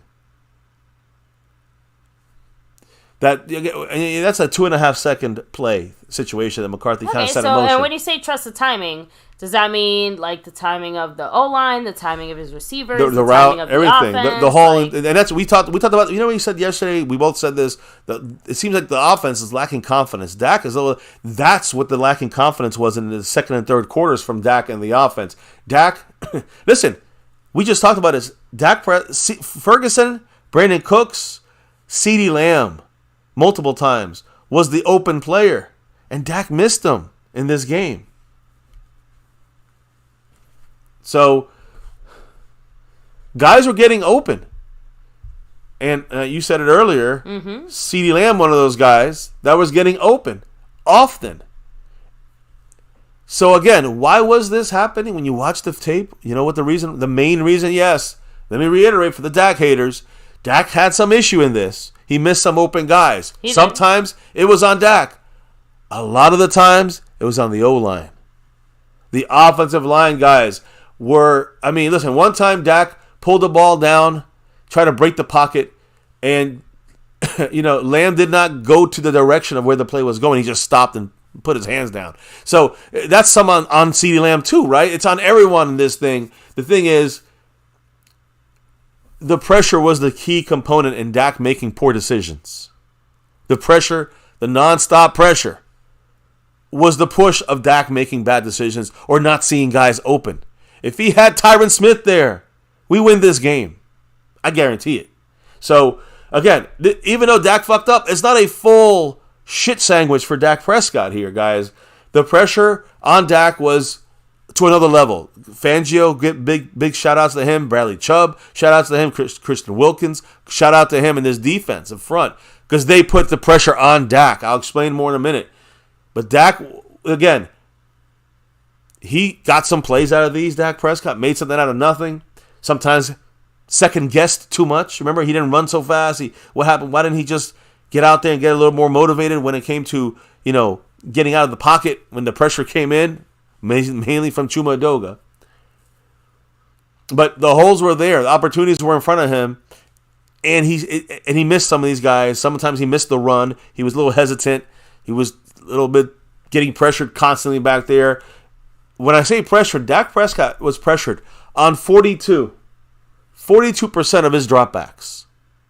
That's the highest that Dak has faced since 2017. 6 years. It's been the last time Dak's been pressured like that. What do I feel it has to do with that Atlanta Falcon game when he got sacked like 8 times on the left side? You remember that game, the Chaz Green game? We always joke that he was never quite the same. Yeah, after for like that. He had a bit for like of a year. Yeah, PTSD flashbacks. Yeah, for like a season, he was like that. This was the second worst. That's the worst since then. It was this game. That's how pressured he was. 42% of the time, guys. And keep that 42 in your mind. Because 42 is going to be a big reason. Like you're going to see how much pressure we got on Tua. And they got 42% pressure on Dak Prescott. That always makes it hard to win.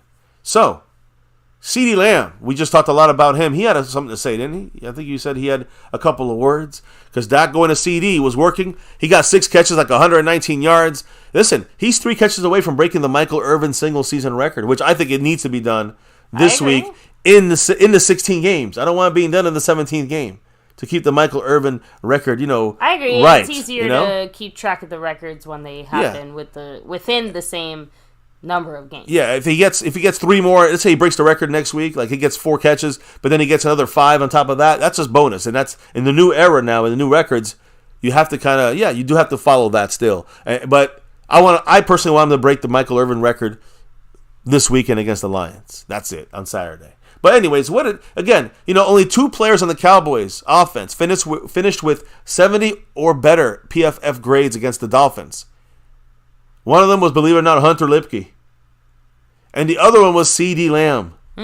What did CeeDee Lamb say? So, now remember, I actually had a comment by Tyler Smith first, but we'll go ahead and touch on CeeDee Lamb. He said that they weren't doing anything as far as the defense. I feel like if I'm going to be involved, keep me involved. It was weird, that second and third quarter. Very weird. There we go. We just heard it there from him. It's strange that he disappeared there. It wasn't his fault. And also, it wasn't like a overwhelming defensive scheme type of thing either. Yeah. He said, started off the game hot. I wasn't absent. That's why it was weird. So they never took him up from the beginning, is what he's saying. And he added in there, we are the team that wants to be. We just can't have missed opportunities. Yeah, not against good teams. For us to be the team that we want to be, we have to continue to be confident in who we are, stick to the script, and be explosive. So you always want to come up with a win. Obviously, in those types of games, there's some tough situations. I know that we're going to bounce back. So before I read the next kind of CeeDee Lamb comment here, Mr. Jason Renfro. Jason Renfro with the $2 holler saying, we did nothing to stop T. Hill, and we played too soft. That's a general statement there, Jason. We did slow down Hill, but we couldn't stop him. We slowed him down, but we couldn't stop him. That was the bigger issue. And I think the whole team is playing soft. Really, it comes from mental thought. I think it's more mental than it is even physical, because it's more of the not taking a personal aspect where we're soft at, Jason. In my humble opinion. Much love, brother. The $2 holler. He currently is still in 5th place on the overall board, but he's always got eyes on the prize. Much love to Jason. And Alonda, the Dolphin fan, still representing our boards. This is our boards. A Dolphin fan is representing it with 52 points right now up there in that stream, boss. Anyways, congrats to you. Go ahead, baby. Keep it rolling. CeeDee Lamb. Yeah, so CeeDee Lamb said this as far as, our road situation, saying, the narrative around us not winning away is strange, but true, unfortunately. That's not good for the playoffs. We know what we've got to do. We've got to continue to be great, continue to be who we are, and change that narrative. Well, it's going to be a hard one to change. Got to do it. Got to do it somehow, right? Now, I'm going to say, I don't know if you had anything more to say about CeeDee Lamb. CeeDee Lamb, no. Like I said, I did have one. Well, I want a Tyler Smith comment here real quick, but I actually have one too, baby. Tyler Smith, Terrence Steele, and Peyton Hendershot, they all posted under 50, under the 50 grade point. Again, on the PFF grade, you see 70. We had two guys on offense over 70, which is like above average, with CeeDee Lamb and Hunter Lipke, believe it or not. 3 guys were below bad. Like they were like in the bad area that were under 50 grades in PFF. Peyton Hendershot, which him being, kind of the third string tight end makes a little sense. Terrence Steele, which is more disappointment there. And Tyler Smith, which is surprising. What did Tyler Smith say, baby? So, sorry about that. Yeah. I wanted to... I know. I was... Sorry about that. I was in the chat. So Tyler Smith said, I felt like our communication, in a sense, can be higher. I could have done a better job communicating. I feel like that will show up on tape. I've just got to communicate better, especially since some weeks Tyron is in and some weeks Chuma is in. That's a strain on him as well. I have to take some of that weight off of his shoulders and just be better in that aspect. So, if I'm understanding that correctly, Tyler is kind of really taking it upon himself for some of the O-line not looking so greatness. Well, he didn't have a good game. I did a bad job communicating. Yep. Oh, I need to do a better job of helping Chuma by communicating, that type of shit. So, well, again, just by the way he played, he didn't play well. Maybe he was strenuous on his own, kind of pushing himself too much. Maybe trying to overhelp and overdo things for Chuma. You saw a play where 3 guys blocked 1 guy, and Chuma fucked up completely. But Tyler Smith is, not communicating well, it sounds like. And it's happening on the road, guys. This is where the issue continues. Mm-hmm. Why are we doing so bad when we play? Communication is being broken down by the crowd, by the Cowboys themselves. The whole I don't know. Offense. Yeah. I'm just saying, listen to what CeeDee said, listen to what Dak said, listen to what Tyler Smith said, heck, listen to what McCarthy said. Apparently, communication breakdown, right? And on the road, we were off our rhythm. So those two things combined, we looked like absolute crap. Listen, when you look at some of the interesting points in this game, there's a couple comments I want to make. Number one, Tony Pollard, he had 13 more rushing yards than Dak Prescott. Okay. 13 more than Dak. Pollard had 7 more carries than Dak Prescott. Okay. That's very bad. The lack of run game is a problem, even if it's just we need something consistent. Not something, we don't have to have a run first. We have to have a consistent run game. It's not happening. And I don't know if it's a combination of coaching and players. The Cowboys moved away from the run crazy early in this game for no reason. And even later on, we were never in a situation where running the ball was out of the question. But it was also the fact that the production for Tony Pollard was 13 more yards than Dak Prescott. But Tony Pollard had 7 more attempts than Dak. And we shouldn't be talking Dak in this situation. So the overall run game is a problem. Also, in the postgame, you spoke about CeeDee Lamb, spoke that the Dolphins didn't play him. They didn't play him any differently since that beginning of the game. He said it himself. Yeah. And he's right. The Dolphins kept passing him through zones several times. They jammed him with the linebackers, mainly David Long at linebacker. They jammed him a couple of snaps. So other than that, Jalen Ramsey, Xavier Howard, and Kadir Kohu, the nickel, they were just passing him off back and forth in zones. Nothing fancy. They weren't really doubling and tripling teaming him. Dak missed a couple of those, mainly because of pressure, some because of Dak missing, like that screen play to Gallup instead of Lamb. That was a mistake on Dak.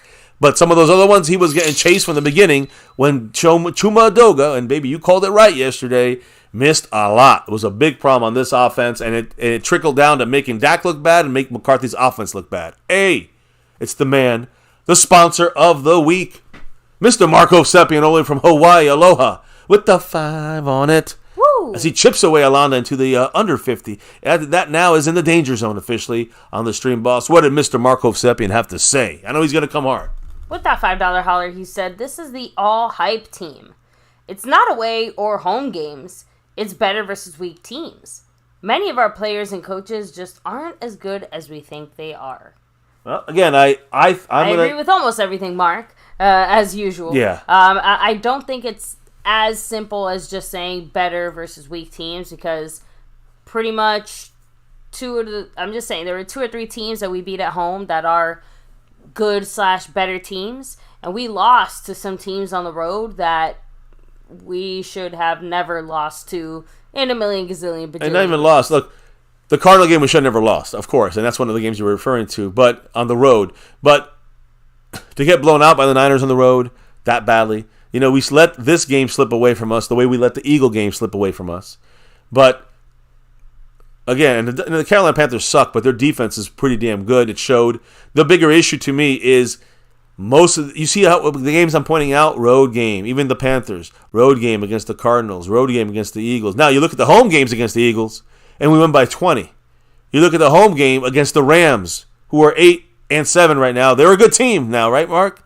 We beat them by, 30-something. I don't know. We crushed these teams. So I'm just saying, the Seahawks, we were able to come back and win the game. That would never have happened in Seattle. So I respectfully disagree. I'm thinking it is more on the road. It is much more. The Cowboys have a much better chance to upset the Niners if we get a home game in the wild card round and a home game against the Eagles in the second round. Don't you agree, Mark? I mean, I think you agree on that one. That would be the way to go. That means home is more important than necessarily the tougher team. I do agree the tougher teams do make a difference, no doubt. But whatever the reason is, I don't know. If we play at home, we control the games against good teams for the most part. We come back. We can blow out teams that are even good. But when we play on the road, we struggle. It was 17-10 against the Panthers in the fourth quarter. That's despicable. We lost to Buffalo, blown out by Buffalo. Lost to the Dolphins, let it slip away. Let the Eagles slip away. Chargers was a close win, a struggle. The Niners got blown out. We lost to the Cardinals. The only team we blew out was the first game of the year was the Giants because they suck. But even them, I mean, shit, they gave the Eagles a more run for their money than we, have. They gave us, is what I'm trying to say. So to me, it's the road, which is they're both issues. The tougher teams versus the easier teams.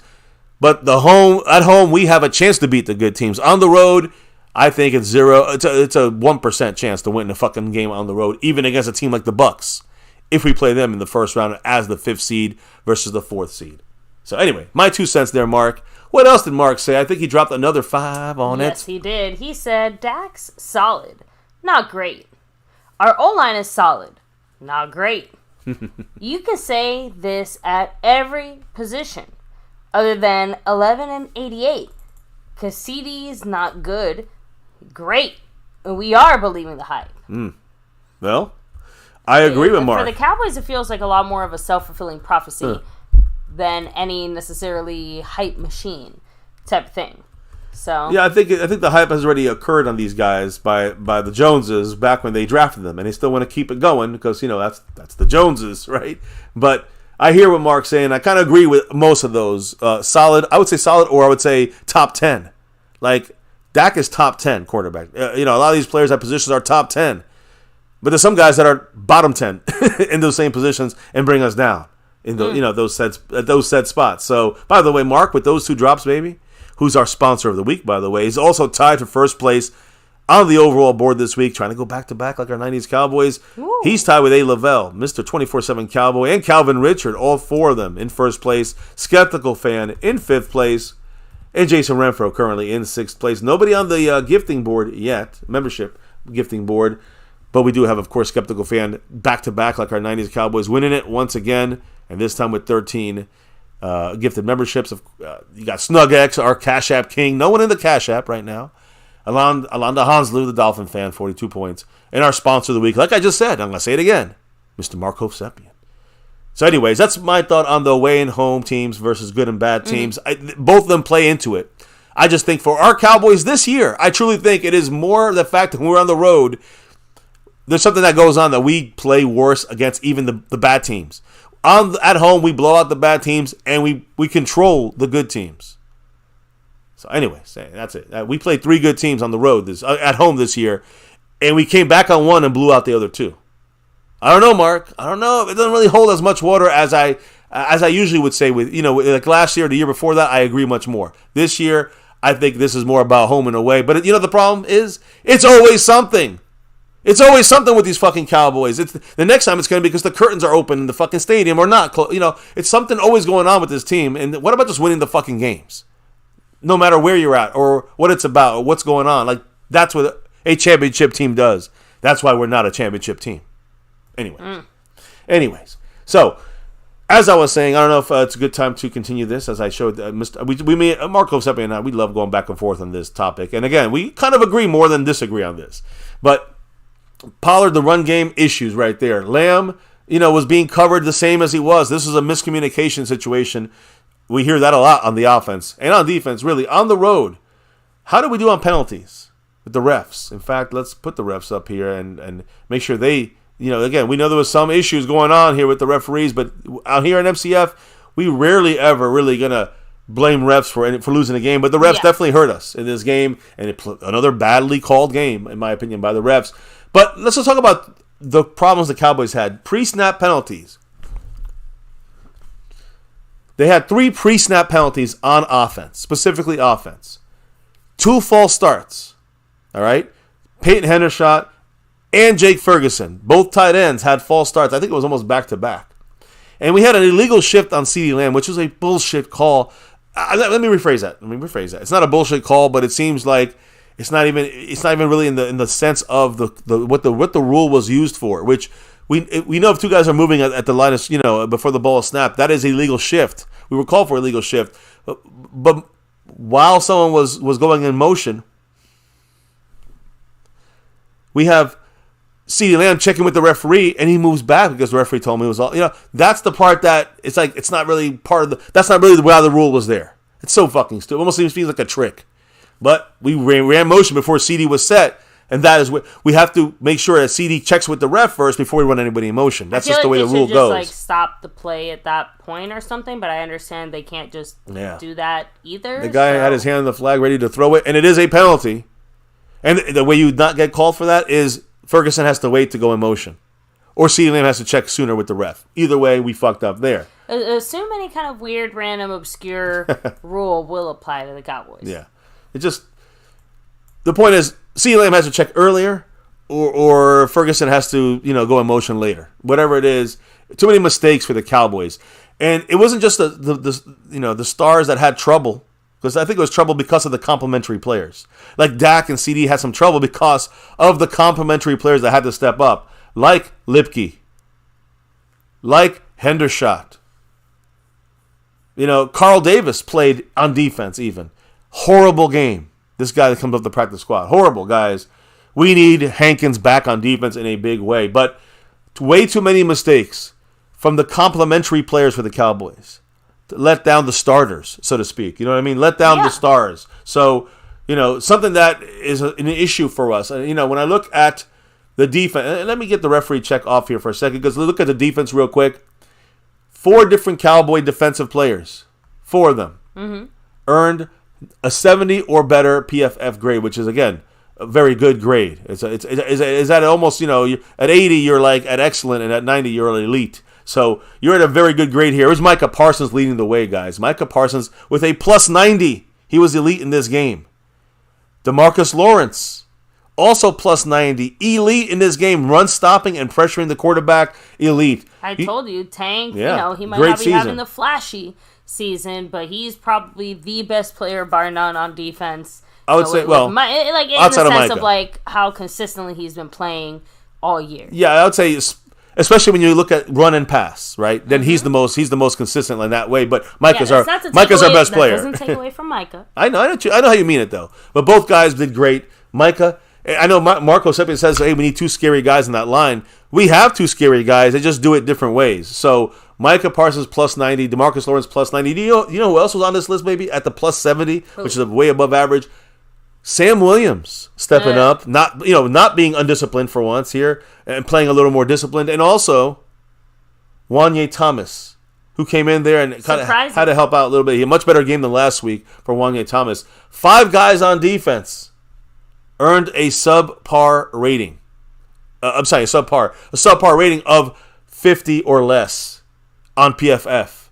Mozzie Smith was one of those guys. So right there, guys, with Mozzie Smith being a very weak interior player for us, this is, again, where's Mark at? I know he's coming. Big bust for this year. Mozzie Smith did not come in there and take opportunities like he had this game. It was a weak interior offensive line for the Dolphins, and he had a sub-50 rating in this game. And this was like his big chance to kind of show, hey, look how much better I've gotten throughout the season. I was hoping. Look how I can kind of hang on my own for a little bit. So much hope that he would have shown something. The opposite, which means more reason why we need this guy. Big Hank. We need Jonathan Hankins, and ASAP help us. You know who else did horrible? Not just Mozzie Smith, but Carl Davis Jr., like I just said, a sub-50 grading there. We had inside, baby. Both of our defensive tackles were horrible in this game. Hence, and again, I'm surprised they didn't run more against us inside. I'm going to be real about it. But they had a horrible game, and they didn't even run inside on us. Imagine if they had run more on it. It would have been even an uglier game, I think, across the board. Unfortunately, other guys that had bad games, linebacker Damone Clark, it makes sense when you have no Hankins and you got Mozzie Smith there and Carl Davis having a below horrible kind of game. Your linebacker is going to have issues. You know what I mean? You have a sub 50 rating, Damone Clark, unfortunately, because of the interior there. Also, the guys who are playing that hybrid linebacker spot, Donovan Wilson and Jaron Kearse, sub 50 grades in this game. That's because, guys, our defensive front, our defensive interior was not holding up in any way, pass rush or run stop. Overall interior, and it hurt our linebackers like Damone Clark, like Jaron Kearse, hybrid linebacker, and Donovan Wilson, hybrid linebacker. That just tells a story, a lot of story right there, what's going on and what a lot of our issues were here in this game. When you look at the way Micah played yesterday, a lot of people talk about Micah Parsons. He needs to play off-ball linebacker more, right? And again, we saw a couple plays. He made good plays at off-ball linebacker. So it's not like he can't play or should not play there. He made many more plays at edge. You don't want to take away what he does at edge. So I still am a big proponent. I've been saying this for years. Use Micah at linebacker, 10 times or less. Just 10 times or less. Yeah. It's better than taking him off the field. And he could get some value out of that. But do not take away snaps from the edge. So what are the Cowboys, after all the talk this week, what did the Cowboys do in this game? Micah Parsons played off-ball linebacker between the 5 to 10 zone, which I like, 6 times. Maybe you could have done it more. But 6 snaps yesterday, Micah played off-ball linebacker. It is the 8th time this year that he's played at least 6 snaps as an off-ball linebacker. 8th time in about what? In about 15 games. So more than half the time, he's played at least 6 snaps or more. 8 times this year. How many times was he on the line of scrimmage as an edge rusher or any kind of way on the line? Anyway, on the defensive line. He stood up on the line. 41 times yesterday. That is the 6th time he's been a stand-up type of defensive lineman, an edge rushing defensive lineman, whether it's over center standing up or at the edge standing up, not putting his hands in the dirt. Standing up linebacker, standing up rusher kind of guy. 41 times yesterday. That's the 6th time he's done that role with at least 30 snaps or more in this year. So what I'm trying to say is the Cowboys literally doubled down on edge rusher Micah Parsons. And it worked. Some people are using him at linebacker for 5 to 10 snaps. Mm-hmm. I am 100% all for. If you're using him for 13, 15, 20 snaps at linebacker, I'm against that. That is dumb. You're taking away the opportunity that he gives this entire defense. So, again, when you look at the 59 total snaps, he had 59 total snaps this game. When you added it all up, that tied for fourth most this season by anyone out there. I'm sorry, by him out there. 4th most by him this year. So it wasn't like he had a light game or anything like that, and they divided it up with this. He had another one of his top, snapped games, and he played mainly a majority of this at the edge and did a great job at both those 6 snaps at linebacker and those other 41 at stand-up pass rusher. On top of the ones he also put his hands in the ground in. But all 59 snaps, our top-graded guy, Micah Parsons, no diggity, no doubt. And I just want to say something about this game when it comes to, the offense, the Dolphins offense. And, I see Micah here, but let's look at Tua, number 1. The Cowboys opted to not blitz. Now, I'm not just talking about Micah Parsons. I'm talking about anybody in this defense.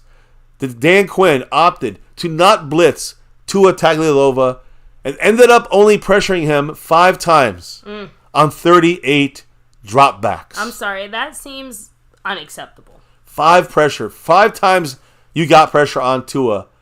That's the lowest pressure rate under Dan Quinn as a defensive coordinator. That is a big hit on Dan Quinn. Why did we not blitz more? Listen, the Cowboys, when it comes to them, their offense, their defense, the Dolphins' blitz rate was 21% against the Cowboys. They blitzed us 1 out of every 5 plays. They blitzed us. Okay. They got pressure 42% of the time. like I said earlier, on Dak. Mm-hmm. That is almost half the time they've got pressure on Dak Prescott, disrupting the pass. They also got 4 sacks. They got 4 sacks. 42% pressure. 21% blitz rate. What do we do on defense? Micah and the crew, led by Dan Quinn, we blitzed only 11% of the time. 10% less than them. Oh, shit. And wait, stop, and hold up a minute. Jason Renfro dropping it. That gifted membership. Ooh, thank Much you, love. Jason. I appreciate you. Congrats to Bijou Castle for winning that gifted membership. Shout out to Skeptical Fan for gifting. Skeptical. Or sorry, shout out to Jason Renfro for gifting the membership there. Yes, and that puts him in first place on the gifting board, by the way, and moves him up the overall board. So I will hit that up in a minute and fix that there for Mr. Jason Renfro. Zalanda's at 42 points. But baby, I just wanted to finish saying this. The Cowboys, on our defensive side, blitzing Tua Tagovailoa, we blitzed them 11% of the time. That's 10% less than they blitzed us, and they blitzed Dak Prescott. And we only got 13% pressure rate on him, guys. They got 42% on Dak, and we got 1 sack. Half of was sacked by Micah Parsons. But, the point here being, we hardly blitzed, and we were unable to get pressure with our front 4. And they also did to us what we were hoping to do to them, and they did it very effectively, as you can see, because, like you said, we got sacked more than we wanted to. There was way more pressure than we wanted to see. Our offensive line was having issues. There was us too, though. And we didn't blitz them. We didn't strain them. We didn't put strain on them like we did with the Eagles. That's on Dan Quinn. Both sides were having O-line struggles. Why is it that we only had the 1 sack, but they somehow had 4? And they pressured us 42%. We only got 13% pressure with our front 4. Or just overall. But with the blitzing, was ineffective. And we're not ineffective. We hardly, 1 out of every 10 plays we blitzed, they blitzed us 1 every 5 plays. That's double. They blitzed us double. And they got 30% more pressure, or like 27% more pressure than we did on the quarterback. That is a Dan Quinn issue. A Dan Quinn issue by not adjusting that. I'm very disappointed in Dan Quinn the last 2 weeks with a lack of adjustments. Micah Parsons, even with all of that, like I told you guys, he was the number 1 rated guy on our team yesterday on offense and defense. By the analytics, of course, right? And when you look at Micah, there's a lot of other issues we got to talk about that's not really involving, it involves Micah directly. Unfortunately, we got to say it this way, but it's about the penalties, baby. This is the Washington game of Thanksgiving, and the penalties that were obvious and they not called. These are the 5 examples of it not being called. But in this game, Micah finished with half a sack. Was also getting held here and there. Look at our thumbnail, you can see it. But also, you got to give credit to Tua, get the ball out quickly. Yes. That was part of the game plan for them, and that's a way of beating Micah a lot of the times, right? Even with that, every single one of Micah Parsons' 8 pressures against the Dolphins came in under 2.5 seconds. I think the second average time to pressure was 1.95, under 2 seconds. He was getting in there. The rest of the Cowboy pass rush combined for only 5 total pressures. So Micah, on his own, got 8 pressures. The rest of the defense got 5. And on top of that, Micah, but again, it just goes to back up the point I made earlier. Micah is the biggest difference playmaker guy on there. He helps elevate everybody else with his play. Yeah, and it's specifically at the edge, not linebacker. That he's doing. You're not seeing the stats, but you look what he's doing when he's getting held. He's causing other guys to come up and try to have bigger plays. He messed Tua up single-handedly multiple times in this game. I mean, Micah Parsons saved us on multiple pass rushes that you're not going to see in the stats. A lot of his pressures are these things that caused incompletions for Tua. So, again, when you look at the unfortunate part of the lack of calls, and then they called this on, they called the penalty on Micah Parsons at the end of that half, I think it was, where it basically, and again, you can say the Hunter Lipke fumble ended cost us the game.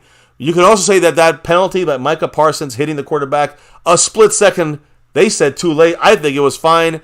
That penalty was a 4-point swing, and it decided the game. Yeah. But Micah Parsons getting held all day, all long, right?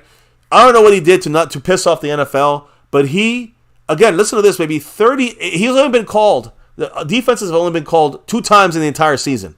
2 penalties against holding against Micah Parsons in the NFL this year. 2 times. This is in one game I'm showing you, and there was no call, by the way, in any of these 5 plays.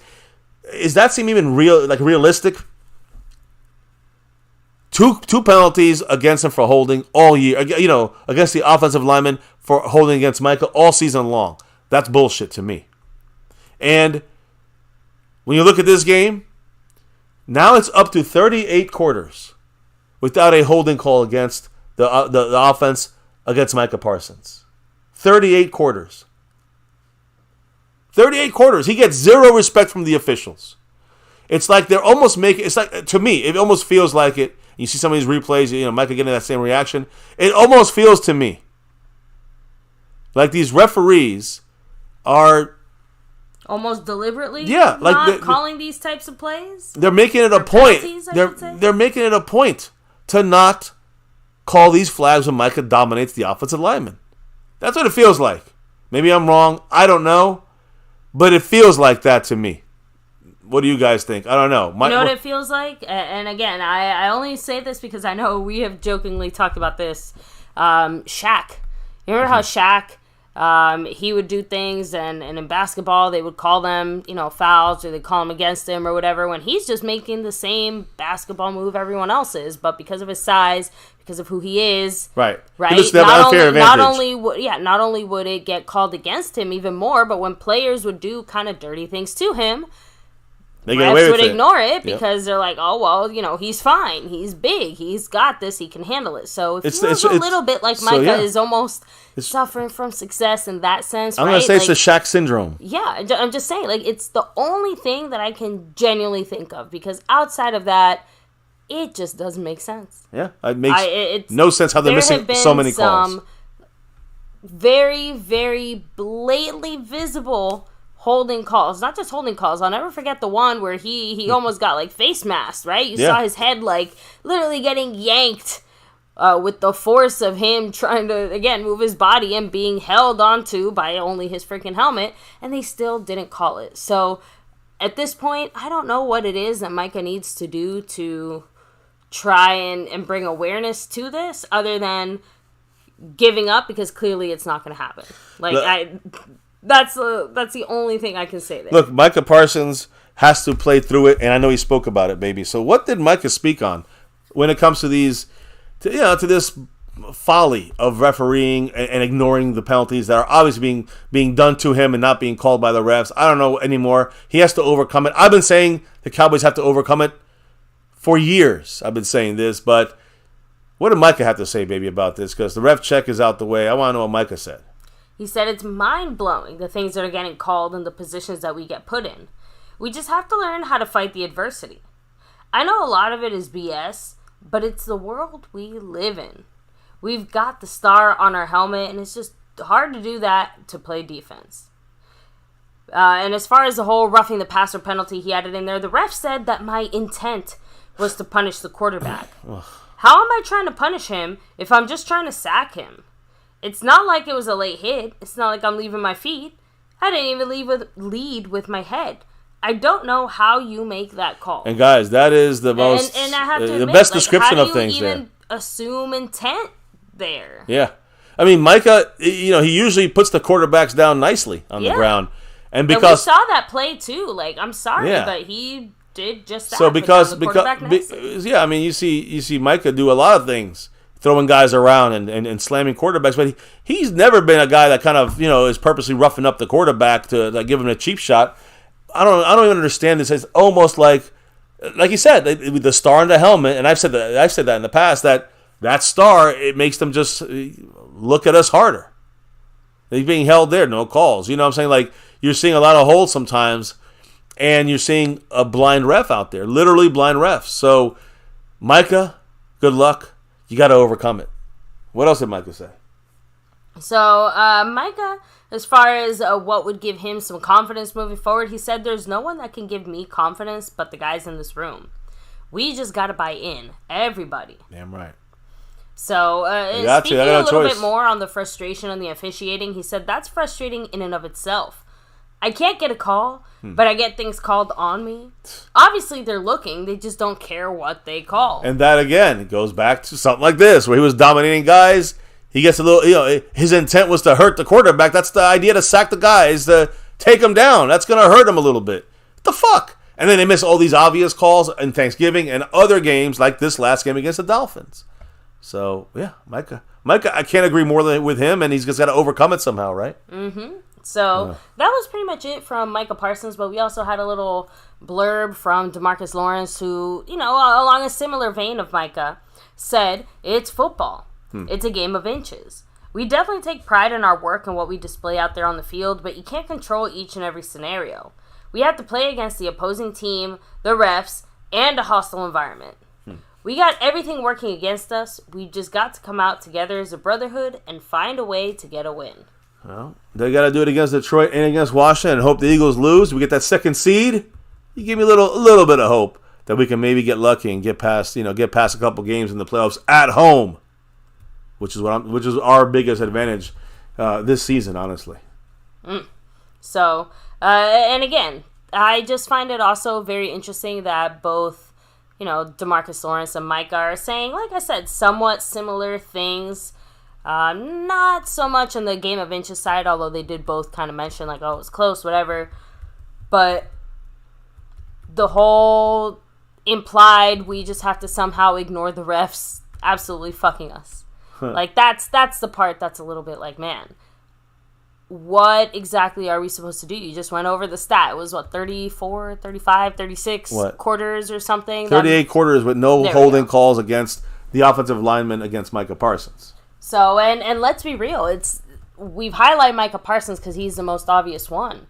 But we know he's not the only one being held on this team and on this D-line specifically. Like, you see it sporadically with everybody else, but, Micah's is the most obvious. I'm just saying that I don't know when the last time was that they called a holding the other way around. Somebody holding our D-line, but it is just, I don't know, it just feels a little ridiculous. We're not really ones to sit here and bitch about the refs either.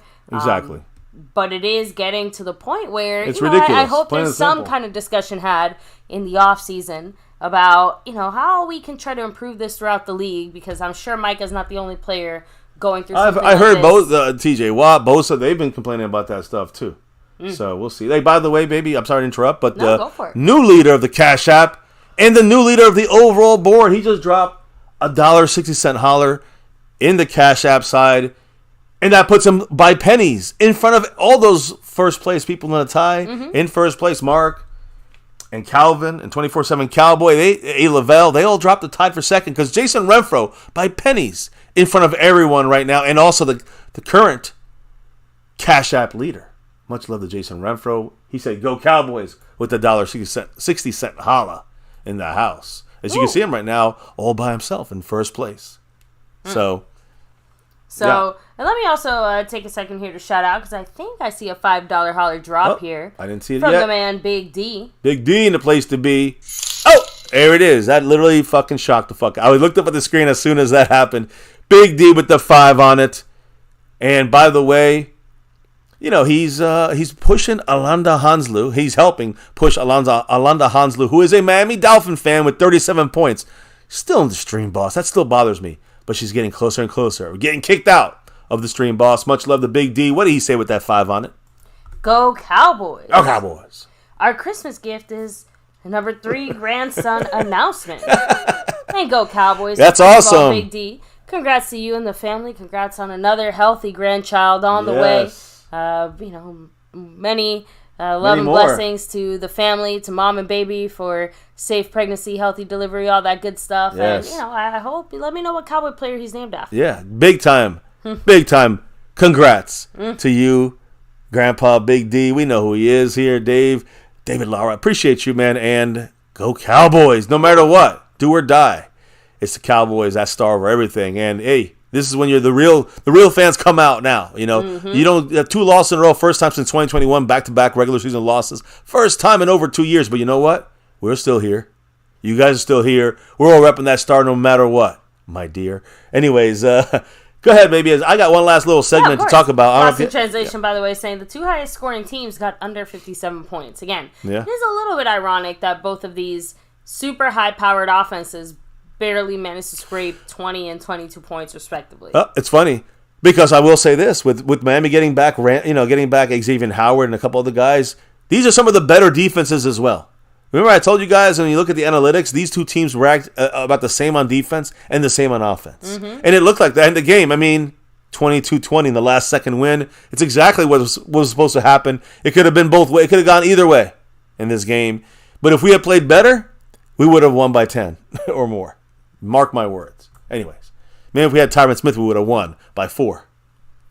So, no, Bijou Castle, thanks for being here. Jonathan Parrish. Was there any other comments from the players? No, that was it. I told you, DeMarcus Lawrence was the last little blurb there. Now, I do have a little bit more to say here. One last little segment here on the defensive side of things as we get ready to talk about the Detroit Kittens, Lions.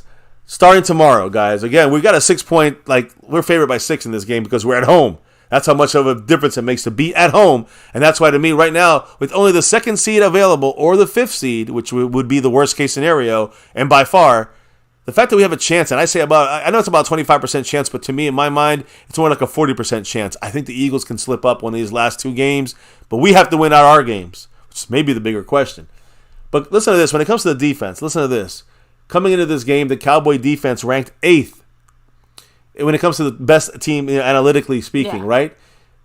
But when you break it down to the plays, that the offenses, now we lacked motion against Buffalo last week. We didn't do motion on offense, and it slowed our offense down. Yeah. When offenses against us on our defense, when they use motion, the Cowboys fall from 8th on defense to 18th. So motion hurts the Cowboys. What do we say about Mike McDaniel? They do a lot. Basically, they do more motion than anybody in the freaking league. I remember talking about motion. He's saying so much. Because they do it all the time, and they did it a lot in this game, guys. Because, again, when the Cowboys defense, Dan Quinn's defense, is covering an offense that's using a lot of motion on offense, the Cowboys go from the 8th best analytical defense to the 18th. That's below average. That is a problem right there, guys.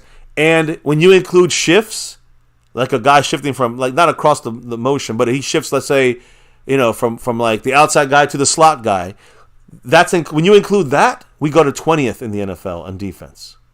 20th. That's a 12 drop right there, graded-wise. That's a major, major downfall for the Cowboys. That's basically just one tweak, one adjustment, one motion and small shifts. Change. Yeah. Motions and shift, and we shit the bed on defense, guys. And the worst part about this, listen to me here. This is why I gotta tell the fans to get real about things. That's why we need the 2nd seed, or it's pretty much the season. If we get the 5th seed, it's great. It's the season. It's going to be done for us.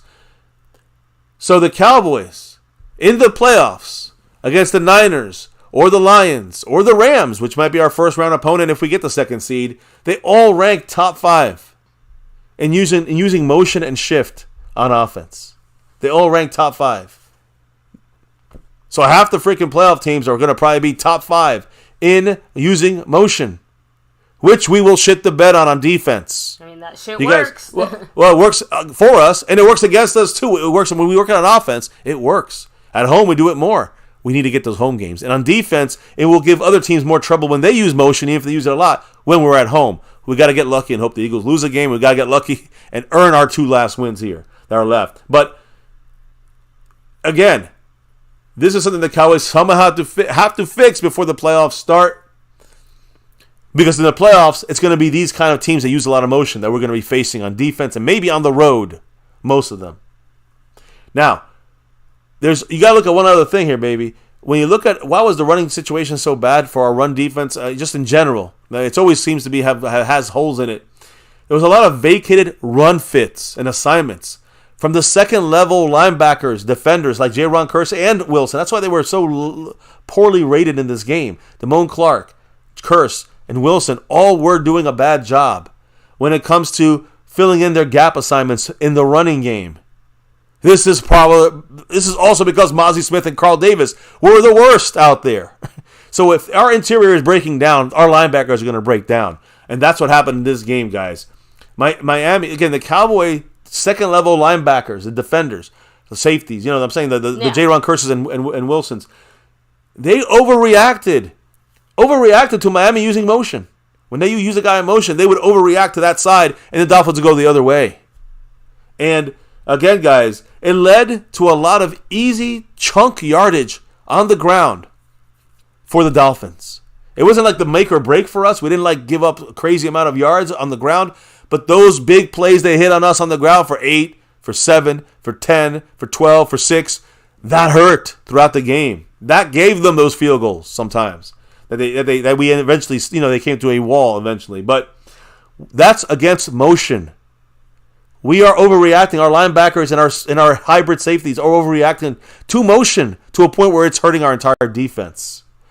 I hope Dan Quinn can fix it, because if not, it's his job too. So start adjusting, Dan Quinn. By the way, one last piece of news, and I think you had this kind of ready too, but Stephon Gilmore kind of get a little side discussion. And it is important for next week against the Lions, which is our next game. We could end the stream now by saying this. But Stephon Gilmore said he suffered a rib injury. Remember, he held his arm, we thought it was his wrist. It was a rib injury that he kind of hurt in the fourth quarter, and he went off the field and came back in. He said after the game, he said, quote, "I'm good." Okay. But I'm telling you guys, he's going to be on the injury list this week with the ribs. Gilmore will probably miss a practice or two. Expect it. He should be good, though. He said he's good. And a quick turnaround game on Saturday against the Detroit Lions. Tomorrow we'll take a first look at these Lions and, kind of dig deeper into this as we go on Wednesday. Check out their offense versus our defense. On Thursday, we're going to check out their defense versus our offense. And on Friday, which is basically the preview day, it's going to be the must-win matchups, the predictions, and all that good stuff on Friday, Fan Friday, because Saturday is game day for our Cowboys. Remember that, guys. So, anyways, baby, I'm done on my side. Let's hit up a couple of the comments. Much love to everybody who dropped the love from above today, like Skeptical Fan kicking off the stream, Calvin Richard in stream, 24/7 Cowboy in the house, Jason Renfro in first place on the overall board currently, Mr. A. Lavelle, silver leveling, and Mark Hovsepian. Mark Hovsepian, who also dropped a couple drops in there in second place. And last but never least up there, Mr. Big D in the place to be, also dropped a little love here tonight from above. So that's on my side, baby. I'm good. Hit up the comments / shout-outs as you get ready to get out of here on a 2-hour power-packed I got you. rant, and a little bit of recap live stream. So shout out Justin D saying, "We shall see what's up. Detroit's not a powerhouse as much of a powerhouse as their record suggests. Especially at home, and for us being at home. That actually bodes a lot better for us, even against a good team, which we beat 3 of them this year at home in Dallas."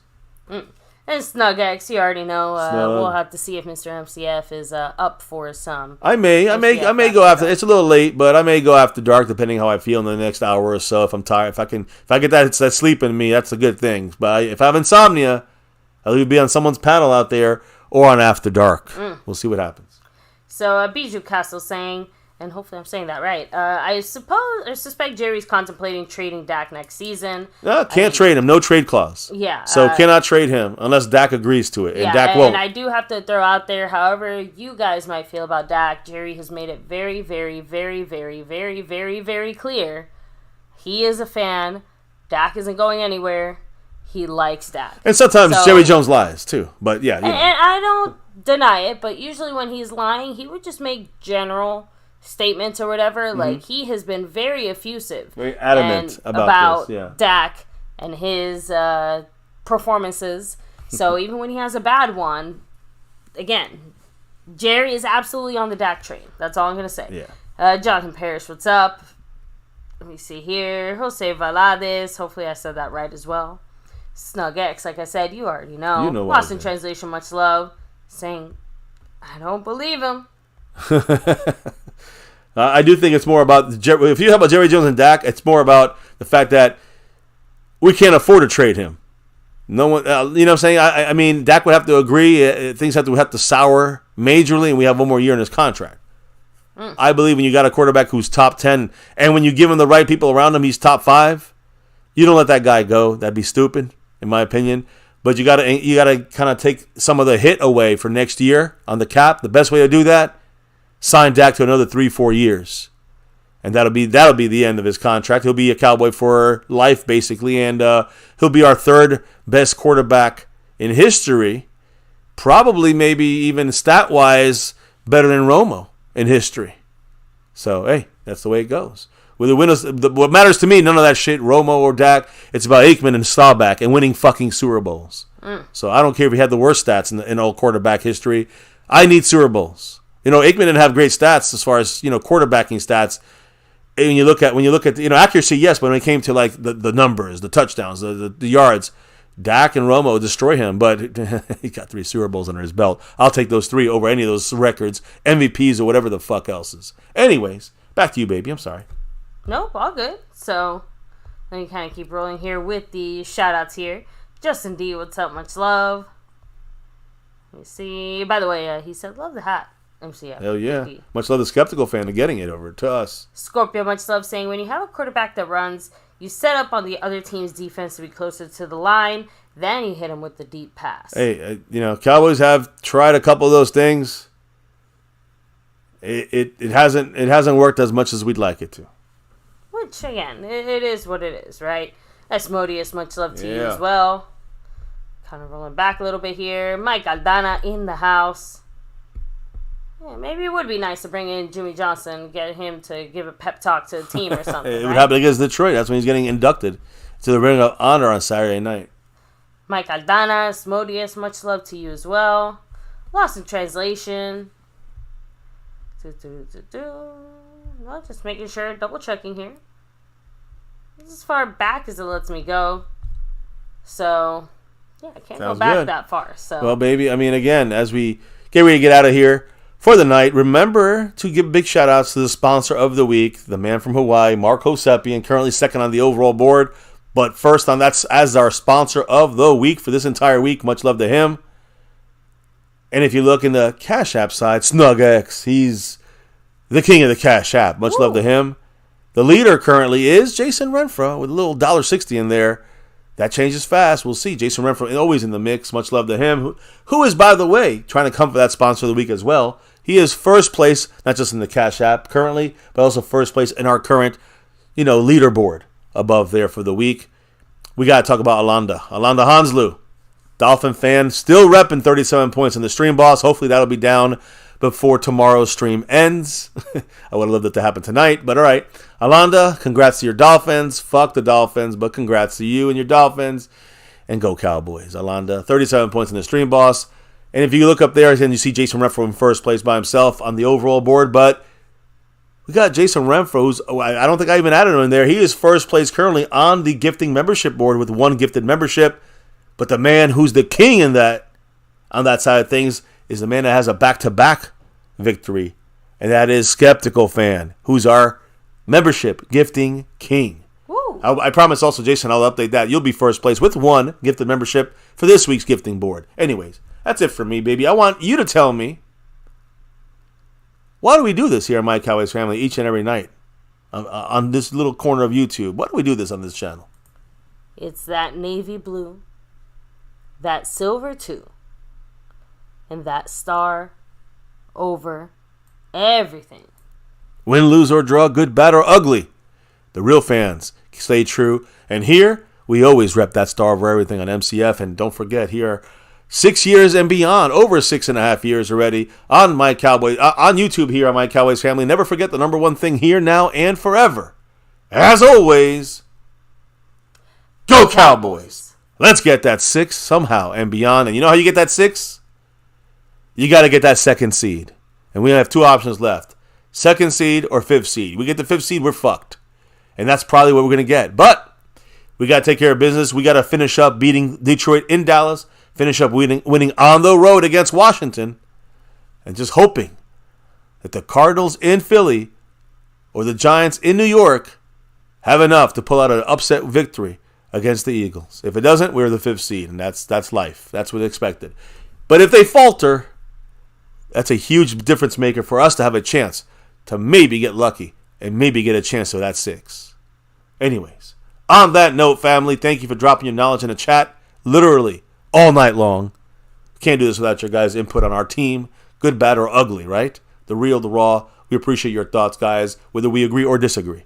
And also truly appreciate your love from above, the drops of donations and support. Guys, you can't do this for as long as we do, every night, without your love and support on that side, so we can cut off a little bit, shave off a little bit our 9 to 5s, you know? So thank you guys on that side of things. But now, as we clock out and drop out of here for the night, and relock and reload tomorrow for some more, and a first look at the Lions, baby, what do we got to do here on this channel before we drop out for the night?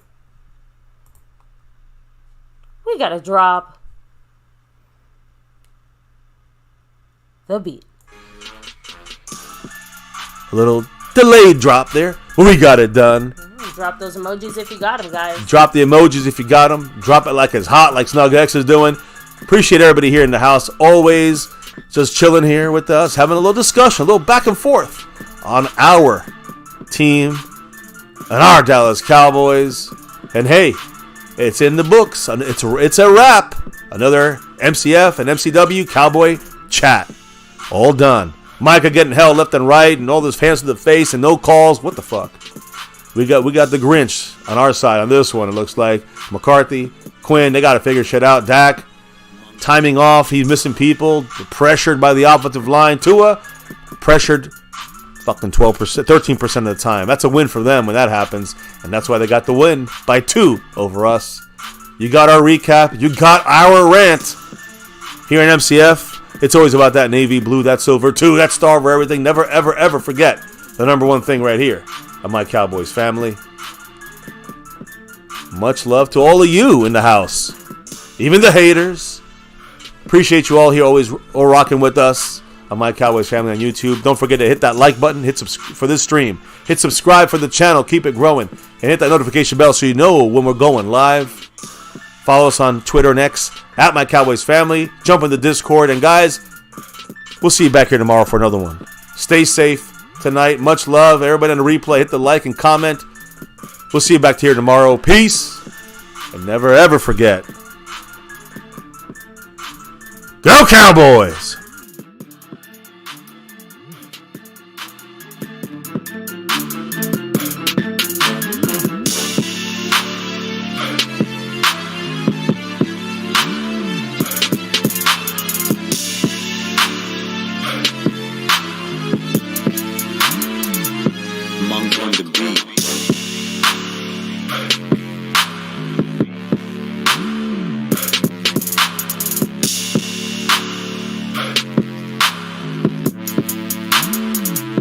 Monk on the beat.